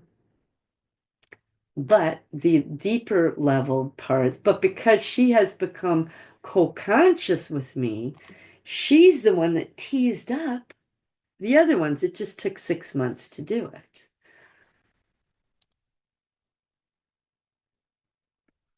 along with other things. So now I need to record that I've entered her journal entry. And I've got Apocalypto in there. I don't need you highlighted. So this page of journals is completely recorded. Each part has been created, has been given existence, has been put on the PowerPoint. We're not quite done with them yet, but they've begun their process. So I'm going to go back to my journals here, journals, and I am going to take this little marker off. I have recorded it everywhere it needs to go, and I can file it away. It's done. All of these, with this, I need to make my little puzzle pieces with my sticky notes, put it on a worksheet, and as I get more information and start putting these things together over time, and as I finish out a journal page, then I can file it away. But this tells me I need to do these things still. So that's how I keep track of that. Save that, shrink that. Okay, where am I? I got the chronological list done, the name list, the intensity done. Now I need to do the timeline. This is where you get this graph. Okay. My graph started with one page, one graph. Then it went to 6. I went from up to 5 to 10 to 20 to 30 to 40 to 50. But now you'll see all these tabs. It's so many incidents. There's the list name, which I have not really been updating. I've just been doing it here. Um, this is for a project I'm going to do later on. So 0 to 2, 3, 4, 5. So I was 22 years old. So I go to the page that says 22. Um, except I had to break this apart. This says 23 to 29, but I do have parts that are here, and I broke it apart because I was 22 years old in the army, but now I'm out of the army and I'm still 22 years old. So this page is a little wonky, but I've already added, you'll see, Barty and Bassan. So I need to add 3 more parts. Insert. And I'm going to go back to the chronological page, and I'm going to shrink this so that I can work with these guys at the same time. You'll see how I'm shaping this so that I can bounce back and forth between these two forms. So I'm going to, oh shoot, I need to make this. I usually don't have this blown up as big as I do, but it is so that you all can see it. So, okay. I'm going to copy this and paste it in here. And everything will become corrected. Like I said, this form number 1, is your main list that everything else will be informed from. So I'm going to shrink this, make this bigger, get rid of that. And now I'm going to look at the graph itself. Because as you add things, and this is really quite annoying. I wish I could find a software that didn't do this.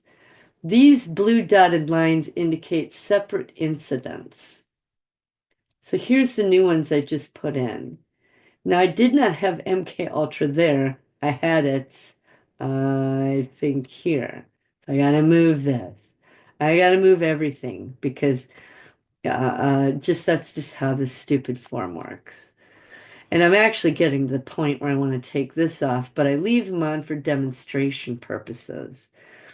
And that's also why I choose names that have the same first letter so that I can look at them in the lineup and go, okay, I know you 5 are together because you're all B's. And I know that you guys are all together because you're all C's. And et cetera, et cetera, et cetera, et cetera, et cetera. So they're just little tricks I've learned along the way. But this is at the age of 22. 22 to 29, actually. And this is a lot of the New Age influence going on here. I practiced the New Age until I got into Scientology, which is over here. But you'll see I put a little label up here. This is New Age influence all the way across. There's rape with a Buddhist monk here. I'm meditating, calling down a demon again. Etc., where there were drugs involved, which actually copy and paste. Where did it go? When I copy and paste, it tends to like throw it somewhere else on the page, but oh, that's right. And these boxes don't copy and paste. So, but yeah, there were drugs involved during this ceremony. So I need to insert a text box over here, type in the word drugs. Now, whether I voluntarily chose them or it was given to me and I wasn't aware, so I'm going to center it, bold it, make it a little bigger, 14, and I'm going to say format the object. I can come over here and say fill this up with a solid background that is purple. Oops, no, not that purple. I think it's this purple, yeah. So I can just have a consistency throughout here. I wish you could copy and paste them, but you can't. So, okay. And y'all don't have to go through all this, but it's just interesting to be able to step back and look at, okay, this is my mid to late 20s. This is my life. Look at all this crap that went on. And this line here means zero. So most of my 20s was trauma. This is the trauma zone. This is your front personality. And you could see your front personality, bam, goes through crap. Front personality, bam, goes through front personality crap. Front personality crap, right? So that's what this chart does for you. You just get to look at your life. Here's my 30s. I hate it when it does that. Okay. But again, these blue dots indicate different incidents. My 30s, look at this. I just these two front personalities with all this trauma going on. You know, my 20s, same thing, we shrink this back. I have two charts for my 20s. So it just the parts get to see, wow, it wasn't just me. And it wasn't just this age or this decade. Look at all of this, my entire life. And they get to see that there's 960 parts or whatever that was that I listed out here. 966 parts. But all they knew was that they were alone here in their little tiny prison. But now, as they look at me fill these forms out, and they, okay, I'm a part, there was three of us. Now, actually, it's really a group of five of us. But when I get to this form, they're like, holy crap, we may be a group of five. But look at all of this. This is just mind blowing to them. And so they're like, wow, well, I guess that means if I've got traumas here or here, I could go over and talk to this guy who's been co-conscious for a while and see how did you handle it? What was your issues? And they will talk to each other without you ever being involved. And if they get stuck somewhere where this part can't help them, then they'll pop their head up and ask me or ask my counselor, John. But like I said, right now, I'm not doing counseling anymore because I know I'll sense her and talk to her. And I don't need John to be the middleman to pull her up and talk to her because she's now co-conscious with me. What John did was reach in and talk to the ones who were not conscious yet. But I figured out how to do it by teasing them up by using this process. And that's what counselors do, is they're teasing them up. And you don't, yeah, I needed it, but I figured out how to do it for myself. And if I get another incident where I get all knotted up and I can't understand something and I have a crisis, I can call John and he'll help me work it out. So that's what John did for me. John got me here so I can do it myself. And now he's able to help someone else because he's got a time slot open. Like I said, if I have a meltdown or a confusion, all I have to do is call him. Instead of having a 2 hour session, we might talk for 30 minutes and I'll pay him for 30 minutes instead of 2 hours. And half the time he just talks to me without charging me. So it's pretty cool. So we have form number 2 done. I'm going to close this out. So again, back to the worksheet. All this is done. You've got the intensity. We just did the timeline. The next thing we're going to do is check on the parts' emotional levels.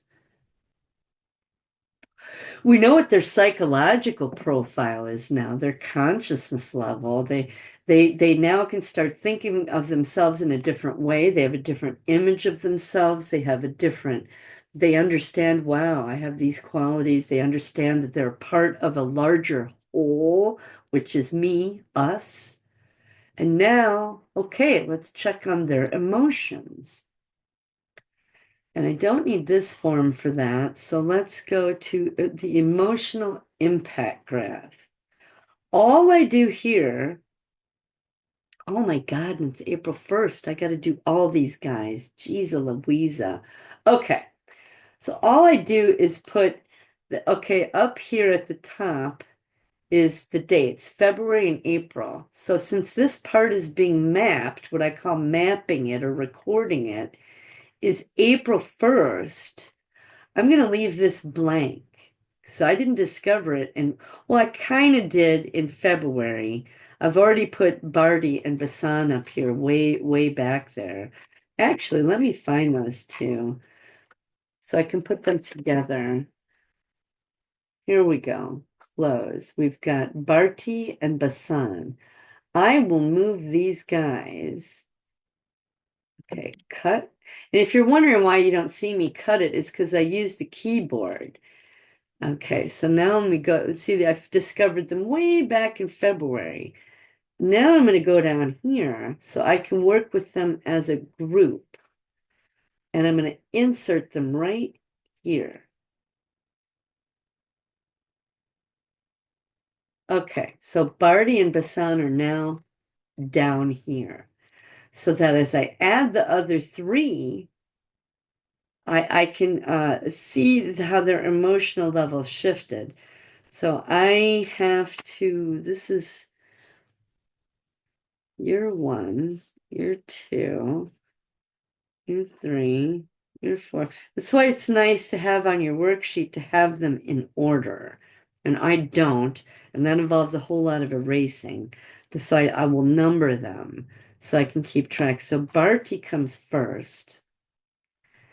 Then Basan comes last. So I'm going to cut her and move down 1, 2, 3 parts and insert her right here. Because I want to show y'all how the emotions shift and change through an incident. Okay. So I'm going to put the old name here because they have always existed, even in February when I was unconscious of them. So oh my goodness, I got cute. So Bonita and Apocalypto. Apocalypto. Darn it. Apocalypto. And I'll blow this up a little bit for y'all. Okay. There's the old name, but I'm not going to fill out her levels here because she was still unconscious to me. But I'm going to put her new name here, Bonita. And she's conscious to me now as of April 1st. This is April 2nd. And I'm going to say, Bonita, you were the one that I can't, she don't like giving the drugs or so I got to come back here and find her. See, right now I've already forgotten, not her. I know she exists. She was given the ayahuasca.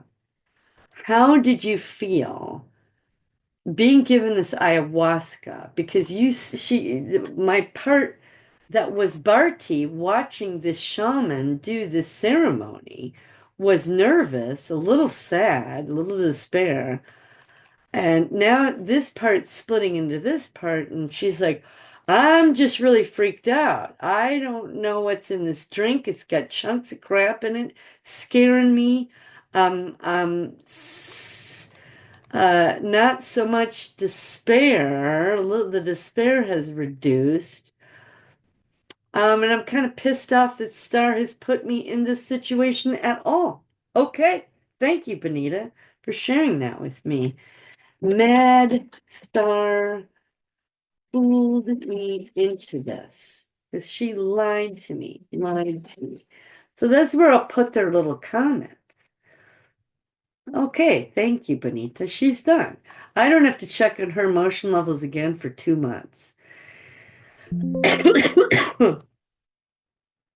So we'll go to the next part. And so you'll see how she started off nervous and a little bit of despair. Oh my God, this is a creepy ceremony to now. Okay, my sadness, I'm pissed off because now I gotta drink shit that's really freaking me out. Okay, now Apocalypto goes into Spirit Guide,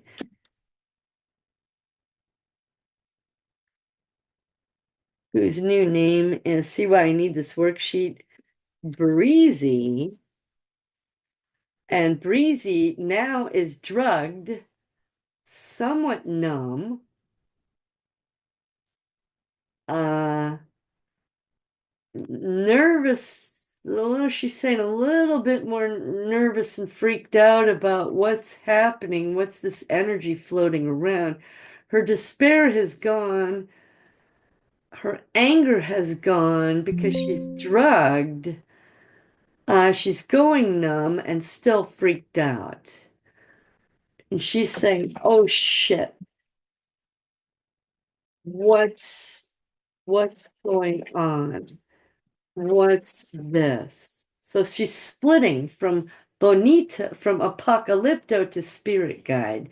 And I myself am doing this to myself. I'm calling a demon to me. That's a split. You're overwhelmed. I hate this thing. Okay, so now we go from Spirit Guide to Bailey, or the diver, the guy sacrificing himself. Bailey. Bailey. The drug is numbing him up even more, he's telling me. I'm more removed from myself, still scared. Because holy shit, is that what's gonna happen to me? Because this guy took the same drug I took, and am I next? Still the fear, but the numbness is climbing. And oh shit, am I next? Freaked out.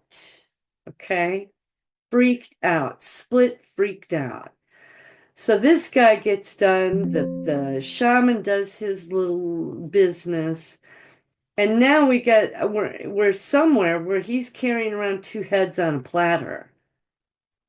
And I'm not quite so numb anymore. I think the ayahuasca, well, no, the part's telling me, yeah, I'm pretty darn numb. See, 2 months ago, the part just said it was numb there, but now it's saying, no, I'm pretty numb. I'm pretty checked out. Um, yeah. So since I did these 2 months ago, I'm going to do their update right now. Now, generally, when I do an update, I will do this so I don't see it. So Barty, it's the Black Hat Shaman. We've done TED work. How do you feel now? Just darn mad that she was put in that situation at all. Pissed off. Okay. We already know these guys. So, well, let me do this one next. And Basan, you have had TED time. Basan was the one that saw two heads. She's got to yell. She's got to scream. She still wants to scream a bit. Not so much scared or in despair, not numb, and she's just, I want to scream more. Okay, now I know what you need. Okay, excellent. So I'm going to slide this back over. And my goodness, this video might be 2 hours or 3 hours. But it is what it is. I started off two parts, half processed, and now it's five that need a full process. And this is the parts work. Oh, so look, she went from being totally numb and fearful. Now she's just damn mad. And this part went for, oh, look at that. Total fear and despair, now just enraged. Enraged, enraged, enraged. Right? So you can see their evolution. Now, these guys are not going to have a before and after because they're just now discovered.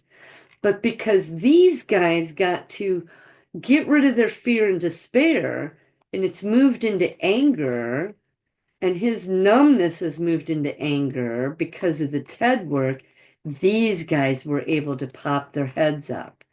TED work is also a way of teasing other things up, okay? Pulling them up from a deeper level because their guardians, the ones who presented first, are working out their TED stuff, if that makes sense. Okay. So we've gotten the emotional levels completed. So I can check that off. Let me close this. And I hope y'all will forgive me from smoking, but I have anxiety while I'm doing this. The parts have anxiety because they know I'm going to be asking them questions all along the way, as you have seen. That's what the different charts and graphs do. It gets you in touch with that part, their psychological consciousness level, number one. Then number two, now we've tapped into their emotional levels and what they were thinking when they were created. Now we're going to go into there. So back to the worksheet. We just finished this off. We've done this, we've done this,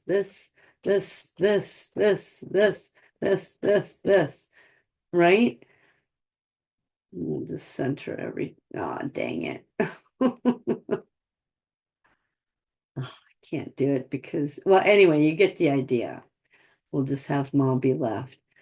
Now we're going to do the health checklist, and I have their thumbnails so I can check. Now we're going to do the health checklist. See how it says X6? There's 6 pages on here. So that's why I do this last because it's the longest one to do. So we'll bring that up. All right. This is the health checklist. And again, this I need checklist number 1 so that I can copy and paste this onto it. So I will move this over and we will work on both things at once. So I need to find Barty and Bassan in the lineup.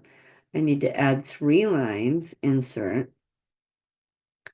And oh, so the first tab, I'll make this bigger. First tab down here is I'm giving them existence, right? So I'm going to copy and paste, copy, paste.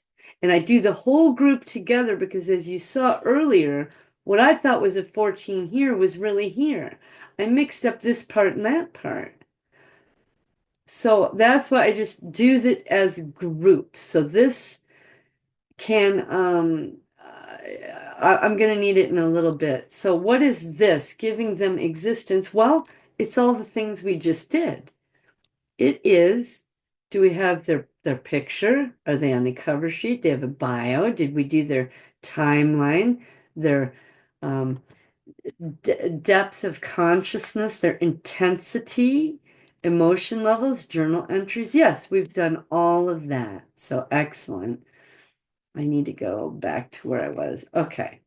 So yeah, all I got to do is put X's everywhere. Simple. But they like seeing them. So yeah, look at that. I'm just like everybody else. We all got our stuff done. Now I could probably leave all this off there because it's on my handwritten worksheet that's in a file, all only groups of 10. But they like knowing, look at that. I got the same treatment as everybody else. That's just freaking awesome, right? That's what goes through their head here. I'm going to undo redo. Okay, I need to copy and paste. I thought I just did that, but somehow along the line I undid it. Okay, excellent. So they're saying, yeah, right on. We're going through the process. That was existence. Now, have we given them a new life? I need to find, and it's difficult on these pages because as you'll see, their existence records their age and their impact. But in their new life, they are whatever age they are at because they're growing and learning. I can't nail down an age for them because they're evolving. They are co-conscious with me now. So I don't label them with an age or an impact because their emotional impact is changing as well. That 14 that was scared out of their mind, might be a 12 or a 10 or a 6 by now. But I record their original levels on the form. But once they're co-conscious with me, they evolve and they change, and everything changes. So I don't put it on here. Their new life means they're just growing and changing. So the problem I have here is just finding them because they're not, I don't have an age to sort them out. So I need to find Barty by next. There they are. Okay, close. I'm going to add 3 lines, insert. Now this time I'm just going to copy the names because they're like, wow, in my new life, I don't have an assigned age. I don't have an assigned, um, oh, dang it. My emotional impact level's not set in stone forever. No, it's not. It will change. That's why I don't have them on this list. So now that I have just this is all I need to copy and paste with. This form I can shrink and expand this one and blow it up. So what is their new life? Oh, wait, darn it. I did it again. Okay. Do they have a new name, a new picture, new clothes? So the clothes that they picked out in the picture is what they're wearing. That's why I don't want them to have sexual clothing, clothing where there's all kinds of skin showing. I don't want piercings and tattoos, and that's just my preference. And I don't want satanic symbolism or anything like that because that's not who we are anymore. And so the picture generally gets that for me. But if they like the person's face, their new picture, I don't necessarily want to be in a sweater. Say, fine, put a t-shirt on, put on whatever you want. Anything in the world, just not sexual and not satanic. And they're like, right on. So they do. I don't have to monitor it, pick it out for them, record it. They can put on whatever clothing they want whenever they want. Okay, and it might give them a tour of the house. So right now is where I will stop and take a break, I always do, light a cigarette, and I'm going to walk them around the house. And I'm going to go room to room. I'm going to start with the garage, show them the garage, how the doors are locked, that that's where Ted is, and that's where we do Ted work, which leads into my laundry room. There's a bedroom, bathroom, bedroom, the office, the hall, the living room. I'll go to the front door, show them the front of the house through the windows. And I'll say tomorrow or next Saturday when I go water out there, I want you to come out and look through my eyes and see what our neighborhood looks like. Or tomorrow when I walk Dixie, they'll see the front yard and they'll see the whole neighborhood. And after I look out the front window and show them a quick view of that, they'll go into the kitchen, they'll see the kitchen, and I'll walk out the back door and I will go around the side of the house, show them the gate that it's locked, the sheds, what's in the sheds, the garden itself. I've got a third shed. I'll show them in there if they want to. Or I could say you can check with the other parts who knows what's in there and it's safe. So they may want to look in there and they may not. And I'll figure that out when we go out there. And I'll walk around to the other side of the house where I have a potting shed, and they'll see that that's safe. And if they have questions, well, what's this for? What's that? I'll tell them. If they want to open up a cupboard or cabinet, make sure there's not snakes or knives or whatever in there, I'll open it up. Or they'll just say other parts will come along with us and say, no, it's good. We've seen it. All 950 us have seen in there. It's safe. It's good. It's cool, you know. But sometimes they might want to open up and look at it. So right now I'm going to take a break. Let me stop share real quick. And I'm going to go give them a quick tour of the house, and I'll be right back. Alrighty, so I'm back from a break. It was interesting because these parts wanted to open up closets and a few cabinets and things. When we were out in the garage, they wanted me to open up the freezer and look in it. And the part said, I just want to make sure there's no body parts in there. I said, really? And they're like, yeah, okay. So somewhere along the line, this part told me it didn't want to look in the refrigerator, it wanted to look in the freezer. So though I think those two heads were pulled out of a freezer, and I must have seen it, or they were, I don't know, frozen. So I learned that on the tour.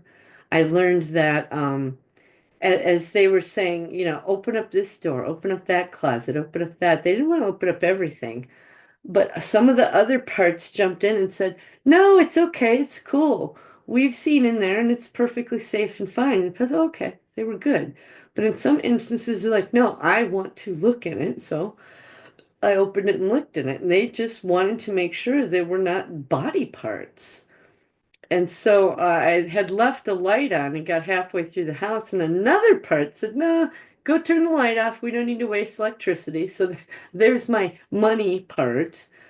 Um, and then as we got outside, I have some compost and soil bags stacked up because I don't just have a pile of dirt, son. So I put them into bags and stacked them up because I have limited room. And parts were like, were there body parts in there? And I was like, no. And the other part popped in that takes care of the gardening said, no.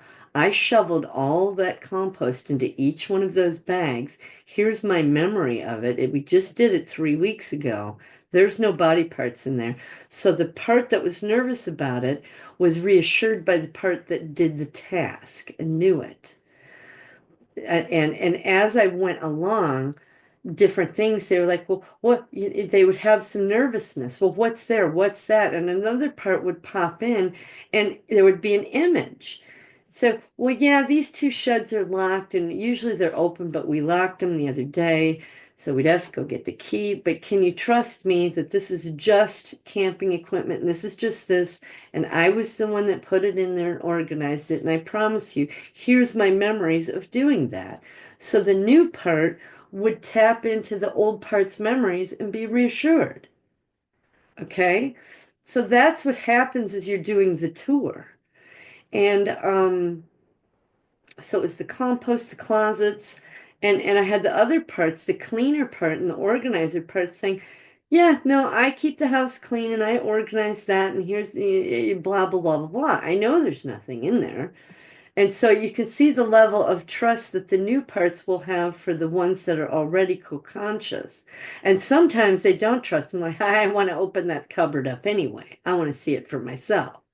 So there's a level of trust and still a level of not trust. But as time goes on and they're now co-conscious with me, and the next time I clean the house or the next time I organize a closet, they will now have the memory of it as well.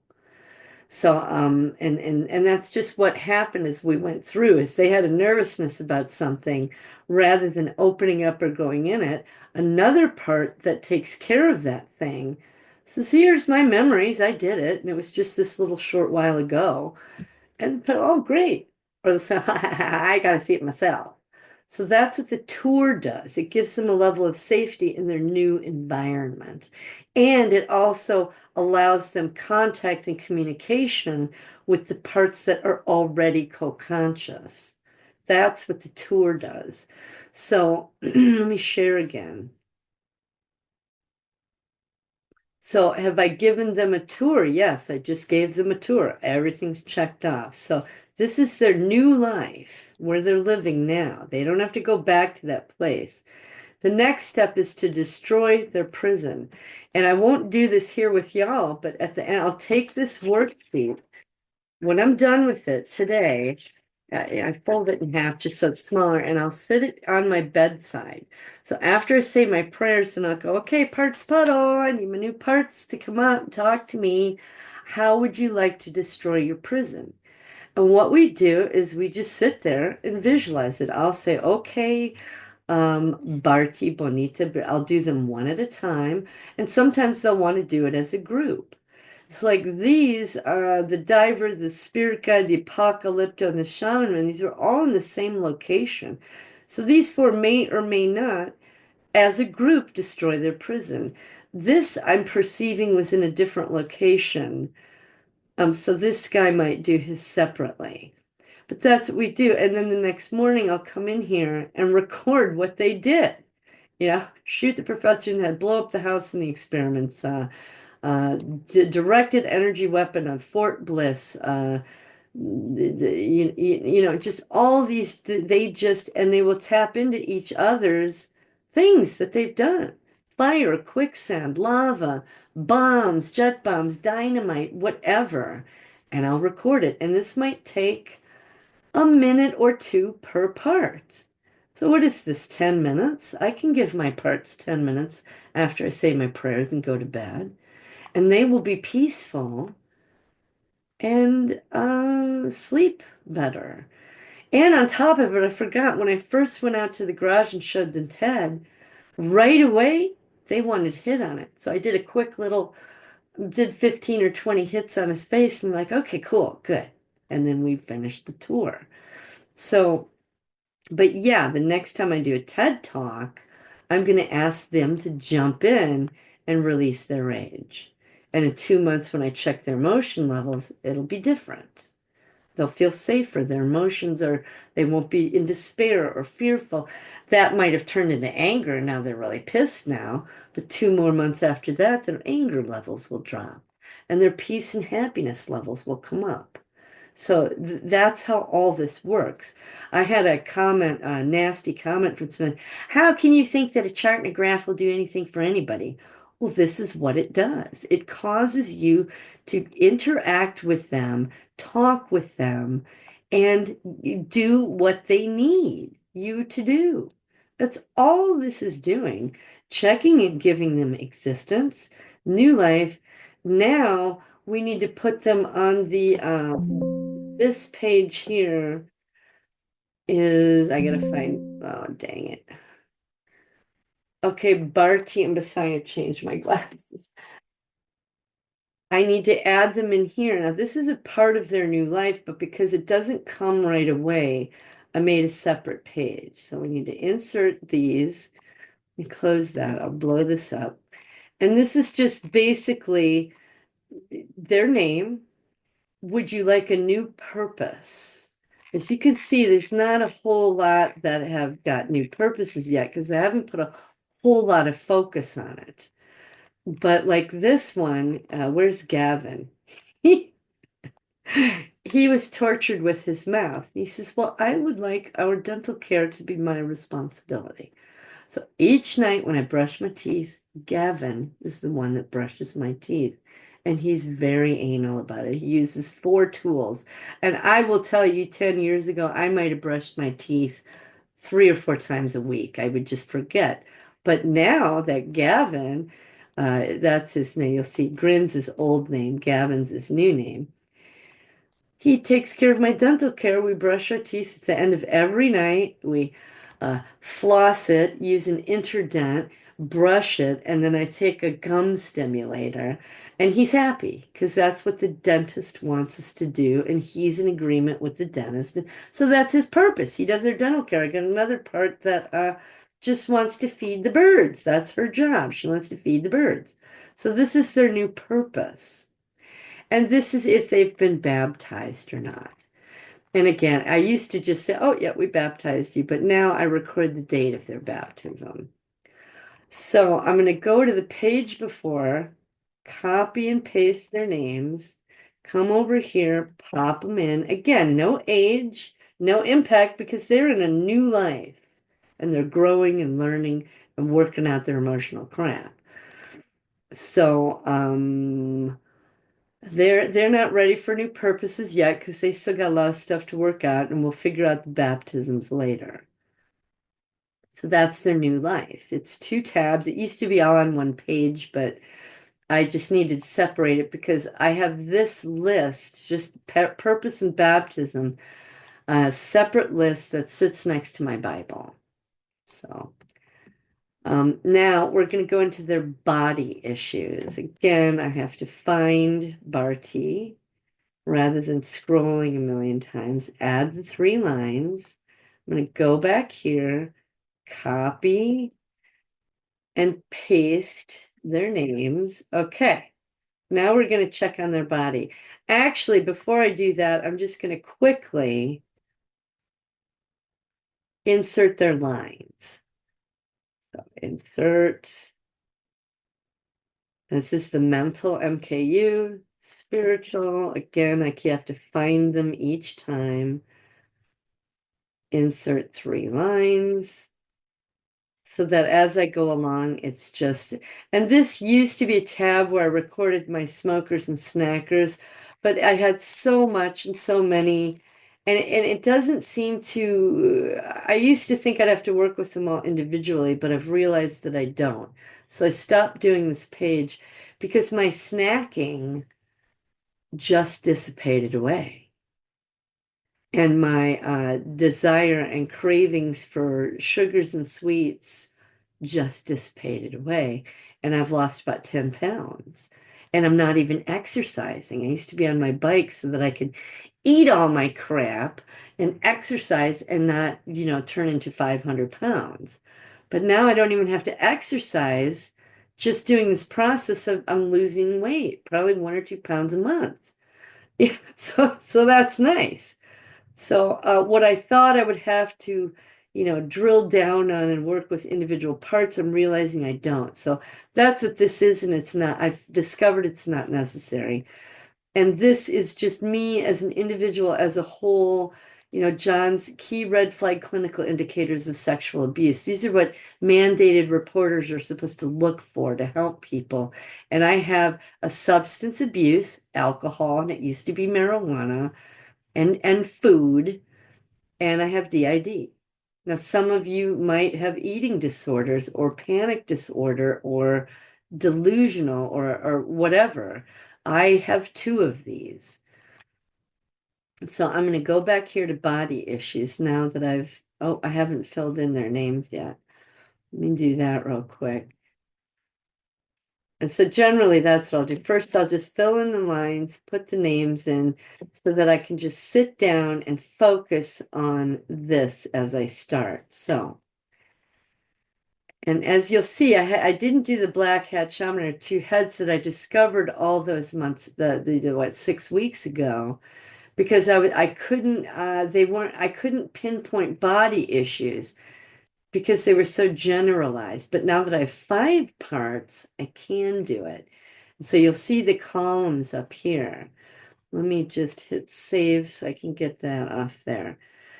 So we've got existence, new life, and now body issues. We'll do mental issues and spiritual issues. This is 3 more pages.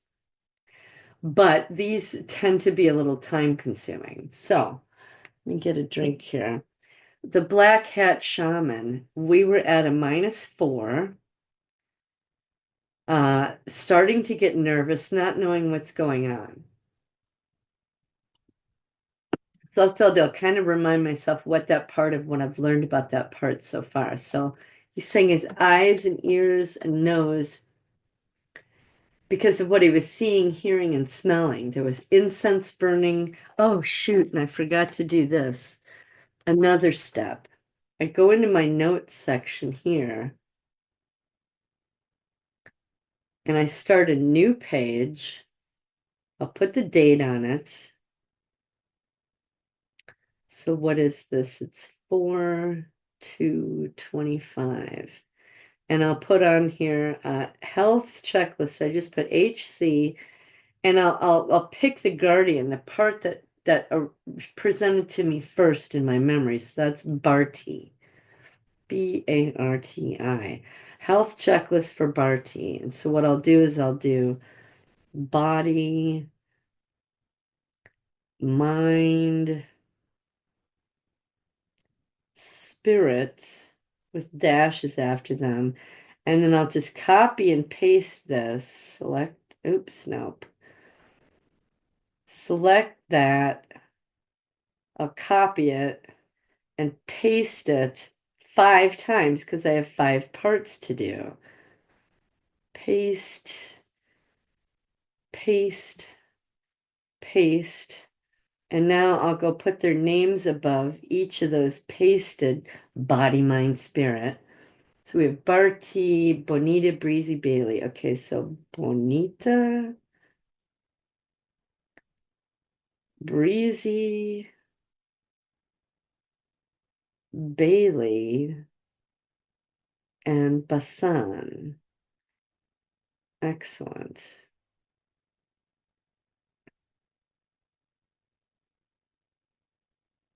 So my notes are ready. All I have to do is go to Barty's body and record. As she's telling me this, I'll say, eyes, ears, and nose, watching the shaman begin his ritual. There were smells from the incense. He was doing incantations, and I could see just looking at odd little details in all of his paraphernalia. Okay, so something I did not know before doing all of these forms, now I'm like more conscious of this part going, wow, we got paraphernalia, we got incense, we got all this stuff going on. So I'll continue across. Is there anything with your mouth, face, jaw, teeth, head, neck, throat? And it's just like this, the part will tell you. He's saying his arms because he was leaning back. I was sitting on the ground and leaning back onto my arms or elbows. So there's elbows.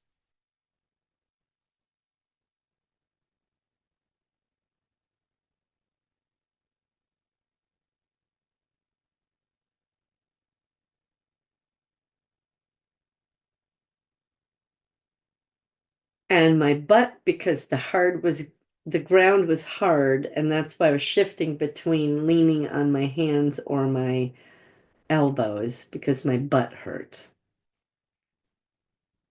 Okay, didn't know any of that.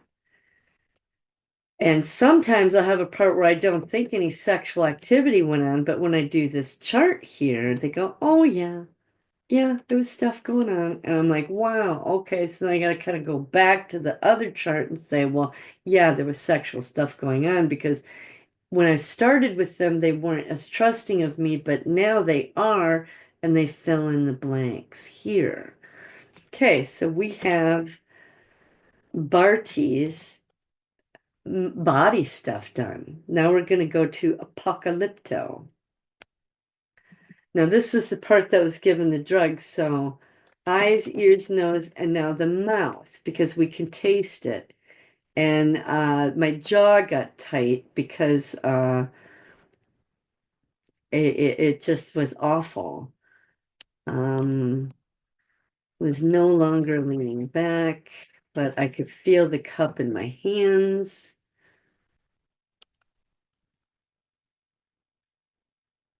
And that's pretty much it for that part. So I will say eyes, ears, nose, and mouth because I can now taste what I'm drinking, comma. My jaw got tense because it tasted awful. And I could feel the cup in my hands, comma. And after I drank it, my vision changed. Things were distorted with my eyes and my ears, and I could still smell the incense burning. Again, I didn't know that my jaw tensed up. The rest is kind of obvious, but my jaw tensed up. Now we're going to go to Spirit Guide, which is breezy. So seeing the fire, hearing the chanting, smelling the fire. I still have a residual crap taste in my mouth from that. Um, my throat because I had to do that call. And I'm sitting on my butt again and it's uncomfortable. And now my skin because it's getting chilly. So that was done during the day. And now I'm realizing that this is moving into the evening. And I do remember the fire was at night. So I was chilled.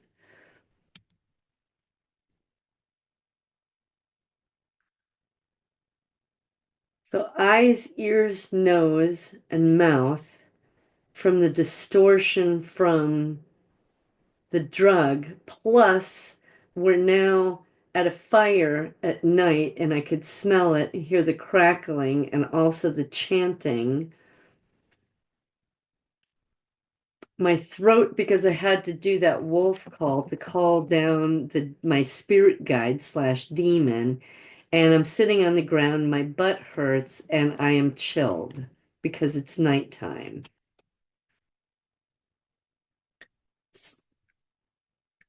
So I just learned all that about these two parts that I had no clue about an hour ago. So you see how they become more co-conscious with you, more real, more existent. So now the diver.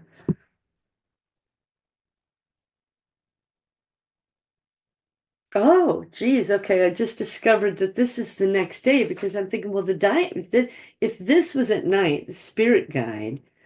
I remember the diver was like the noonday sun. So this is the next day.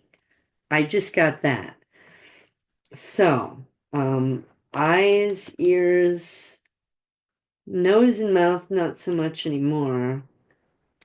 But I did still have residual taste in my mouth from that. Oh, and you say my neck because I was craning to look up. Oh, and my eyes because the sun was bright. Yeah, they positioned it so that the sun was directly behind the man who was going to jump. And so once he jumped and dropped, the sun hit our eyes. Didn't know that either till right now. Um, is there anything else? Oh, my part saying I was clenching my hands. I was nervous. Okay. Mm. And now it's just darn hot on my skin. Okay. No sexual stuff. So let me record Bailey's body issues.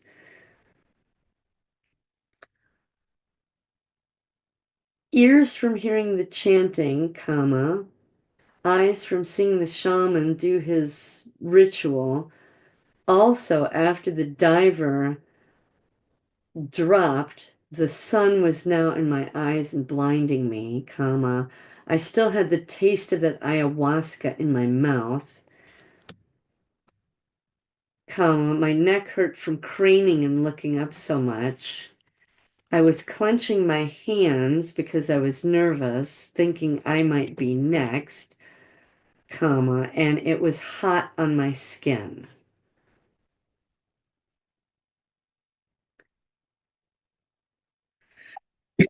Okay, so we'll go to the next part. And this is why I prefer to do more than one or two parts at a time because um, it will one kind of informs the other. So now that it's the next day, which I didn't realize this was two different days. So we're there, it's afternoon, it goes to nighttime. Now it's the next day, it's the noontime sun. And now I believe we've moved back into the second evening and there's two heads coming out. So eyes, ears, nose. Again, more ayahuasca. My jaw again. Chest, my part's telling me she's having a hard time breathing.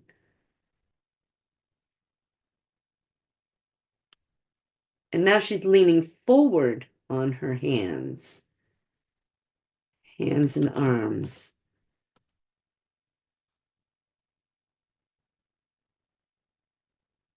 Stomach is a little upset. Oh, geez, geez, geez. This part was sexually assaulted, it's telling me. Anally raped. That was part of the ritual. Wow. Okay. I'm gonna have to go back to that other form. And so I've got two things I gotta remember real quickly here. Okay. Thank you, Basan, for telling me that. eyes from seeing the ritual and the two frozen heads on a plate, comma, ears hearing the chanting, comma, nose smelling the fire, comma. I was given ayahuasca again. My mouth had that taste in it, comma. My jaw was tense.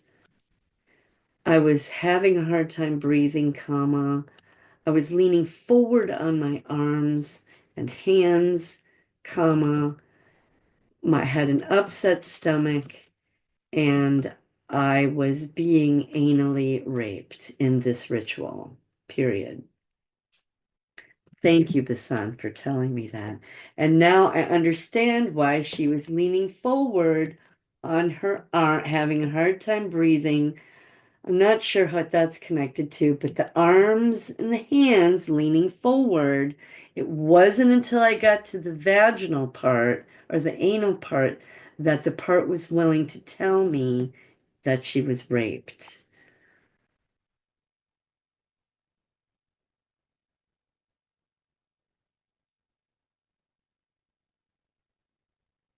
I need to.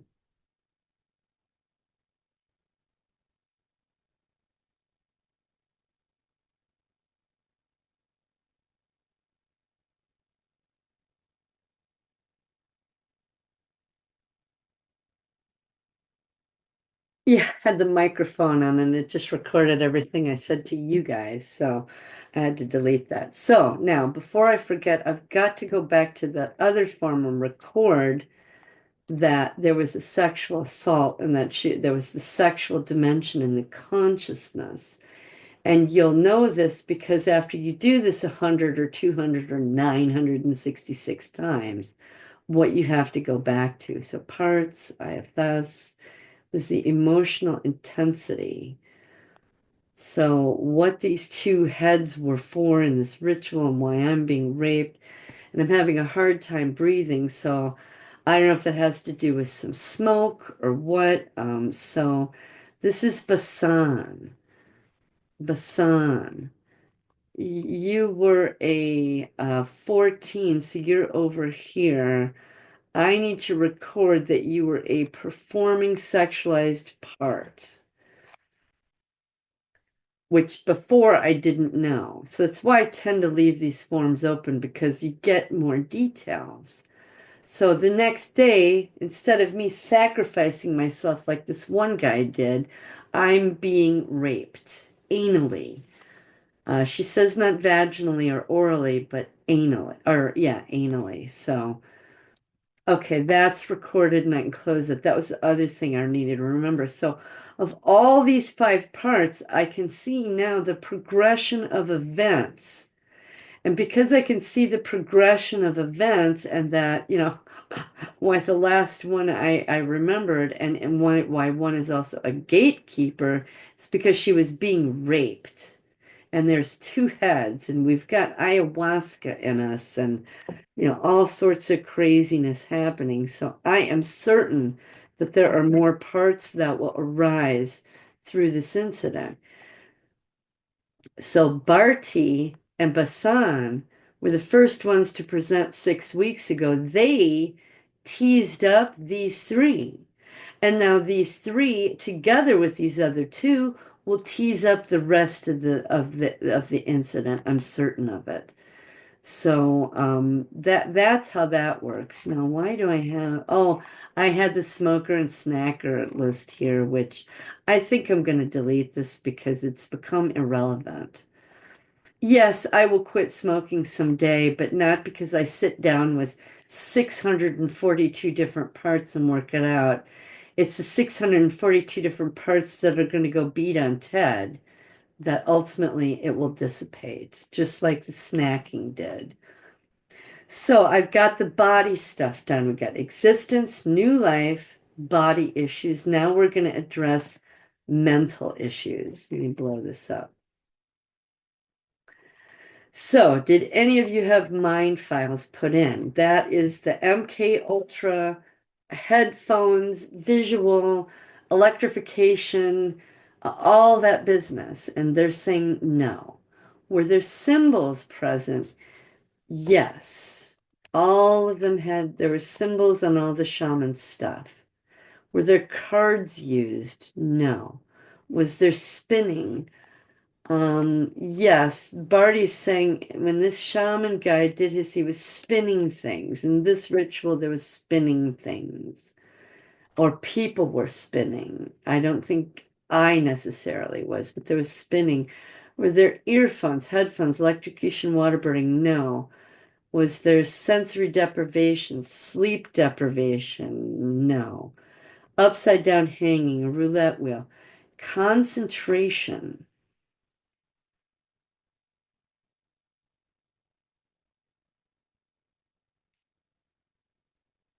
Diver is telling me that he had to concentrate to help feed in energy for this person to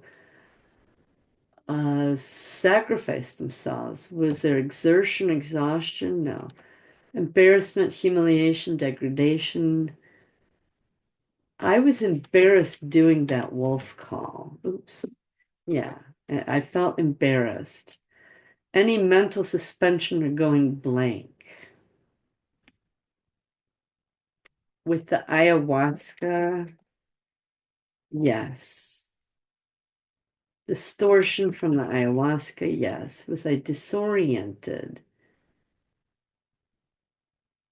No, it was more disturbed. Was I hungry? Temperature extremes. Were there cameras present? Tables, check floor, windows, doors, animals.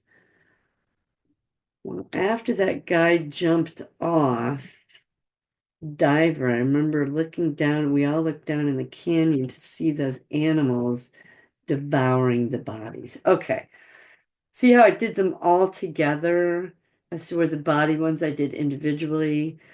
Sometimes I have to do it individually, sometimes they'll do it as a group. So again, I need to record each one's thing here under mind, Barty.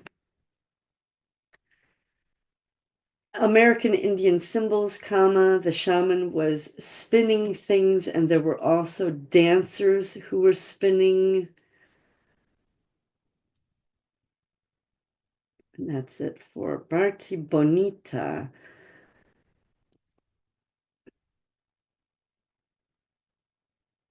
American Indian symbols, comma, mental suspension and distortion from the ayahuasca.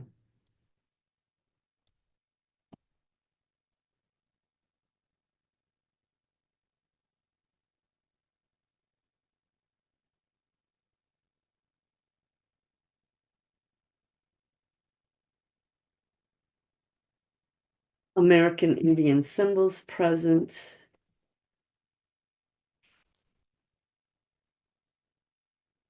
Feeling embarrassed having to do the wolf call, thinking it was ridiculous.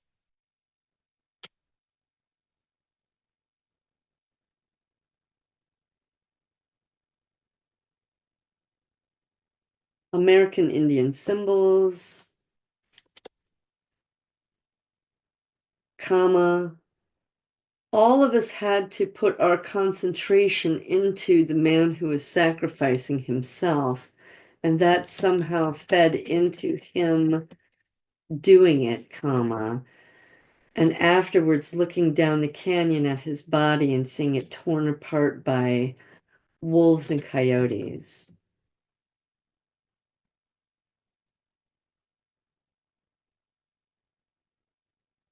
Right now, my part just told me it was just wolves. It was a pack of wolves that a lot of us, um, it was just wolves because many of the people who were calling down their spirit guides had wolf spirit guides. So we were calling on those wolves in the ceremony the night before, calling them down to us so that as we sacrifice this man, the spirit of the wolf will come down and in whatever way, but that's why the animal itself came down. Because I don't know that deserts have incredible, huge packs of wolves, but this one certainly did. Coyotes seem more likely, but bears and wolves, no. So what I was uncertain about before in the journal entry, I said wolves, coyotes, and bears.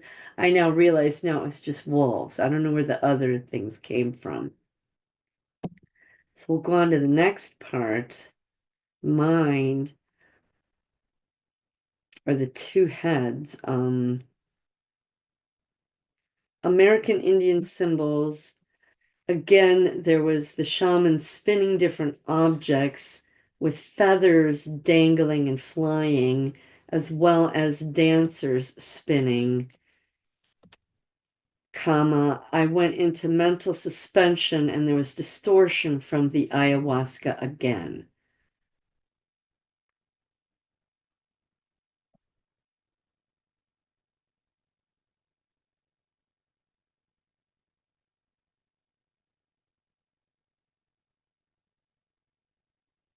Cool. So that was the mental. Now we'll go to the spiritual.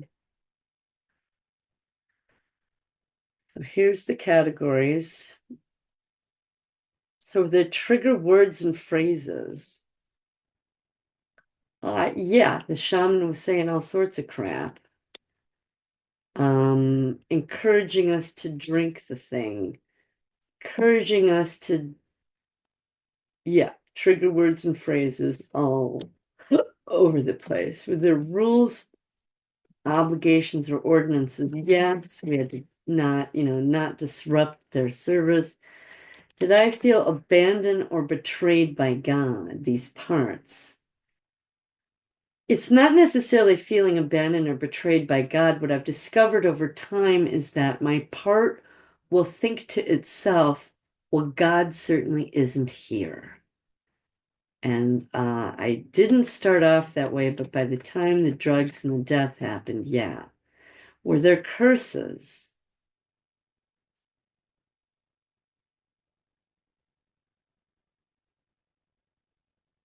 Here, yes. Holidays, no. Communion baptism. Distortion of verse or theology, no, because it was American Indian. Holiday songs, there was chanting. Yes, there was chanting. Compulsion for witchcraft. Now, this part had to participate in getting that guy, and calling down a demon is witchcraft. And okay, so those two have a compulsion for witchcraft with their covenants. And I always have a confusion with this word. Doctrine means teaching, covenants means promises. Were there any promises that I made?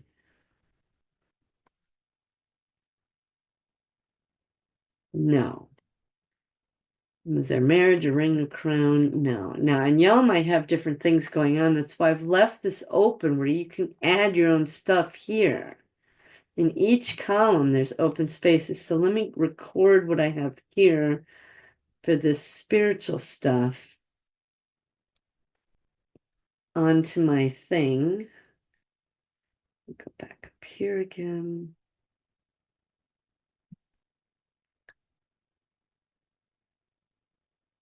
American Indian trigger words, comma, the obligation to do what you're told, comma. There was chanting. What was that?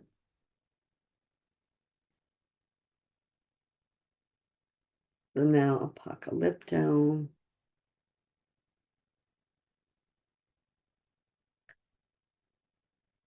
American Indian trigger words, phrases, and hand signals, comma. Obligation for this to be secret, comma. Feeling as though God was not present, comma.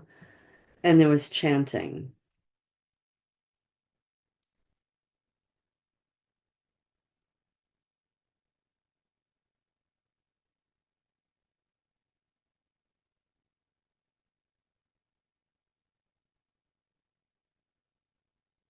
American Indian trigger words, comma, following the rules, comma, feeling God was not present, comma, and chanting.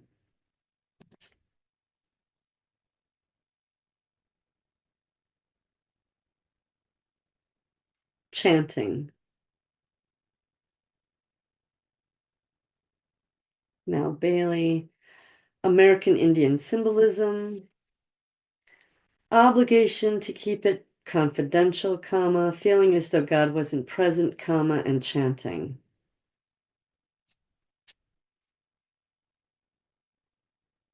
Chanting.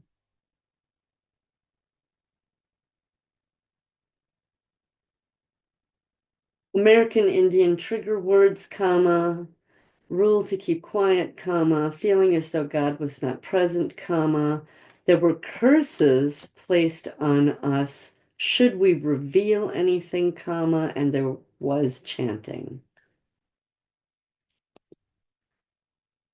Perfect. Okay. So, didn't know that when I started this whole process. So that is everything. I think I've been at it a couple hours, maybe 3, and this is 5 parts. So, yeah, you got to invest some time and energy. Now I'm going to check off my checklist. My worksheet is done. I put the date that I did the worksheet. It's kind of irrelevant. I might need it later. That's why I put it there. I will put this by my bedside and we will destroy their prisons tonight. One last piece of the pie to do here, and it's not really on the check sheet, but it goes along with the journals. And that is taking the journal. Okay, so I saved it. I'm going to close it. Close that out. I don't need this anymore. I probably should add on here for you guys to, let's say, record information that you just got, record info in journal. Okay, so I can check this off and check this off now. I'm gonna get rid of this because this is my blank. I don't want to. Okay, so I'm trying to fine tune these things for everybody. That's why I'm doing it in front of you all. Okay, excellent. So save that. The worksheet's done. All I have to do is, and now when I destroy prisons, you'll see this part right here. So as I'm sitting by my bed, I have a pencil there and I'll write down what it is. And then the next morning I'll come in and just quickly jot it into my PowerPoint. Once that's there, then I'll file the paper away and all 5 of these parts are finished. They are co-conscious with me. And that's the process. Um, let's see. Okay, I still need to do that. So let me take this entry, I'll say done, share it, send it to my email, WAR, send. So the last step is going into my email. Ayahuasca. I couldn't spell ayahuasca, neither could my dictation. So my mail, there it is. I just sent it to myself. I'm going to copy it, paste it. There's the copy. I'm going to paste it onto a Word document. Paste. I need to spell ayahuasca correctly. Oh, dang it. And I just, ayahuasca. It is AYAH. Copy. Gotta put it on the notepad. Paste. Copy. Get rid of that. And put that in there. Paste.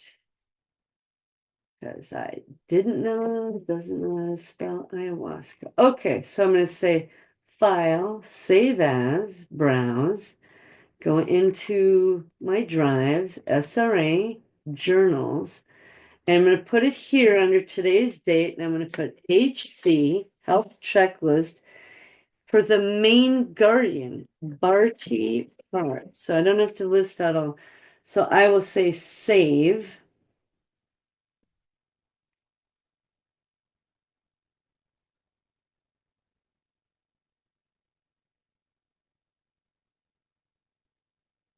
Now I will take this entire thing, Control A, Control C, copy, go back to my PowerPoint, go to Barty. Now, sometimes when I do this, the parts want me to list their individual experience under each of themselves. And that's what these guys want. So I will take Bonita, cut, and put it under Bonita. And I'll say 4Q25 health check, paste. So there she is. And of course, it's too big for the page. Delete this, delete, oops, undo that. Okay, we go back here, grab Breezy. Actually, I'll just do it. I don't want to confuse everybody with what I'm doing. I'll go back here to the journal entry. I've got Barty, Bonita. Let me get Breezy. Copy. I'll come back over here to Breezy, put in a date, and then it's the health checklist, and pop that in there. Again with Bailey, I'll come over here. Oops. Get her entry. Copy, come over here, check, paste it, and it's too big, so I gotta add a page, but I'll come back for that. And Basan. So copy, 25, paste. Forgot to put that is the health checklist. So I'm trying to go fast. All right, this one needs a new page because I can't. Bailey doesn't like, none of my parts like it to be crappy. They want it to look professional and nice, just like everybody else's. And because she's got another page, I got to copy and paste and update her page. Okay, so everybody's fits. Everything's good. I can hit save.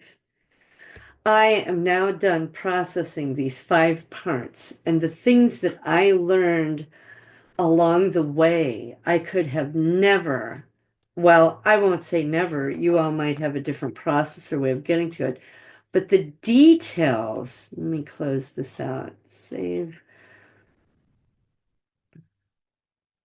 close, close. Anyway, stop sharing. The details that I got along the way, I didn't have this morning, didn't even have 2 or 3 hours ago, but I got it along the way, didn't I?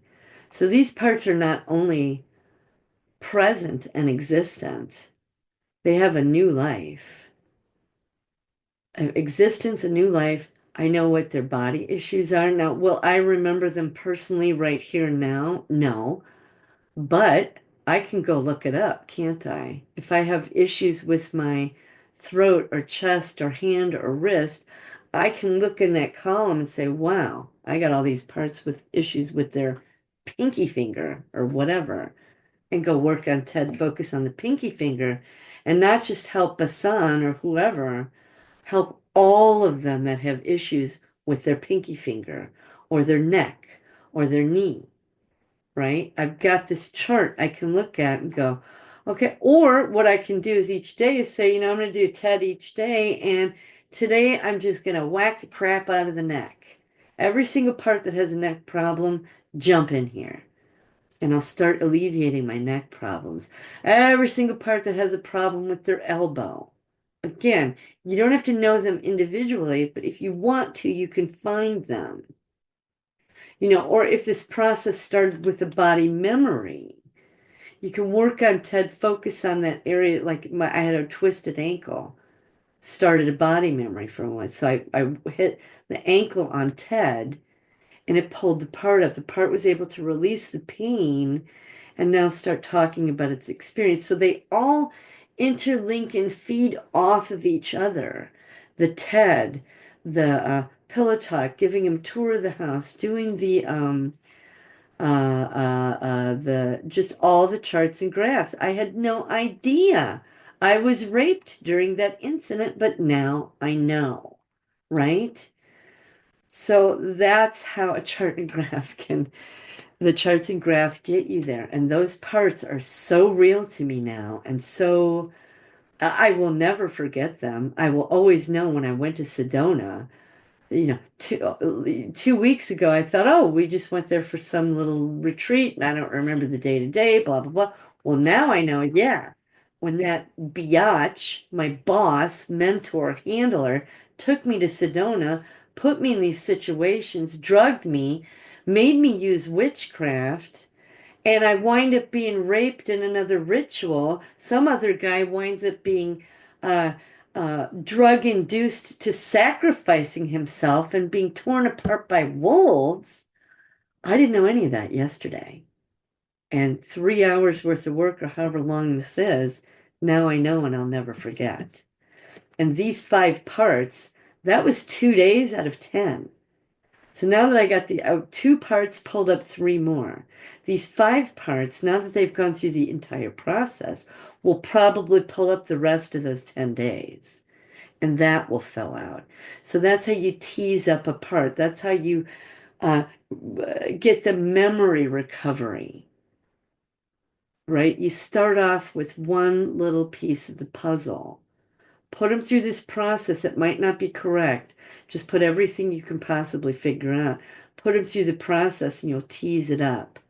And that one part, you'll add 3 or 4 and you'll go, oh my goodness, I recorded him wrong because he was telling me really about him. So you saw how I had to correct and change things. But once you get to the area where you're checking their body, their mind, and their spirit, giving them a new life, you got it, 90% of it. And the body, mind, and spirit chart gives you the finer details. So anyway, I'll let y'all go. I have no idea how long this has been going. I'm sorry if it's long, but I'm not sorry because you can see how it works. This is how it works. The charts and graphs are available on my website. I'll show you that real quick. Share. Let me pull up my website. It's right here called Take It to the Next Level Healing.com, but it's also can be reached just at WarLynDi.com. If you don't want to type all that out, WarLynDi.com. I own both URLs. They're both mine. They both link to each other. And I say memory, recovery, and healing because you're recovering it. And now that you know what's wrong with the part, you can heal it. So that's how the memory recovery happens. So this is the website, and if you want the charts and graphs, it's just over here. Now you can click that link and it will show you them, right? But you won't get to the charts themselves. Go to the drop down here, downloadable charts and graphs. And I'm going to try to update these today because obviously the worksheet changed. And all you have to do is click this and download the charts and the graphs. And they have instructions with each one. I didn't do the map. Maps are so uniquely different. This will help you see how mine evolved and changed over time, and it will give you a little bit of guidance on where you get to. So this is where the charts and graphs are. And also here, the health check is what we just did. The life log. This is another form that I used because sometimes, I'll show you that real quick. Sometimes I could remember the dresser in my room where I was putting ointment on a wound, but I couldn't remember what city it was, what state it was, or what incident it belonged to. So I thought, well, how can I sort that out? And where are you? I forgot. Is it under IFS? No. I'll just go to the website and where is it? Blank forms. Life log. What I did one night was I pulled out all my resumes and I remembered I was at that place and I worked at Best Buy. Okay, so I could pinpoint the years that it was in. So whatever information I could find, okay, I knew what my job was. I could remember the dresser. And by finding the job and remembering the pet I had at the time, or I would maybe this would get mixed up with this, get mixed up with this, but by separating it, what car was I driving?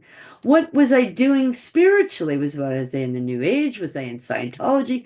What? So I might get three or four of these clues, but by lining it up with my resume, which I put in, I was able to find my old addresses and locations, figure out how old I was, what year it was from my resume.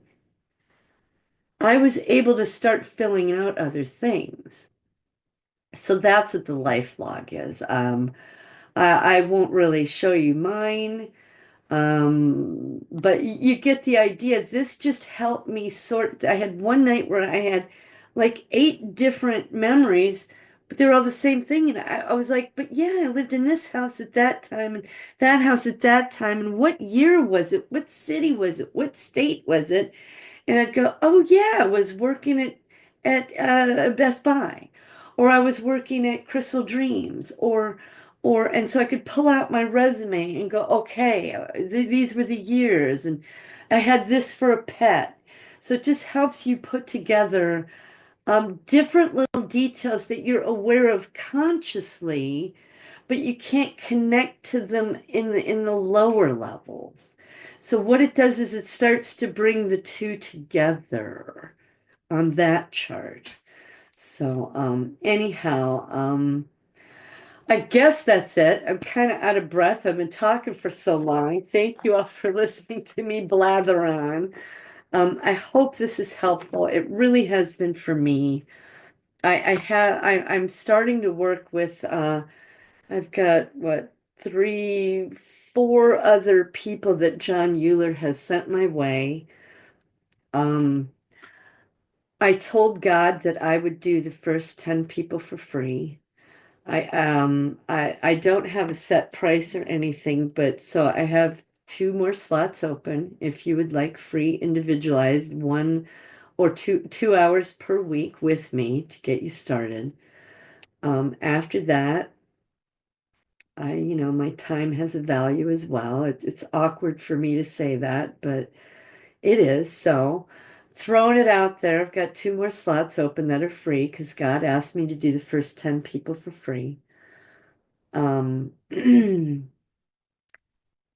And anyhow, thank you all for listening. I feel so blessed that you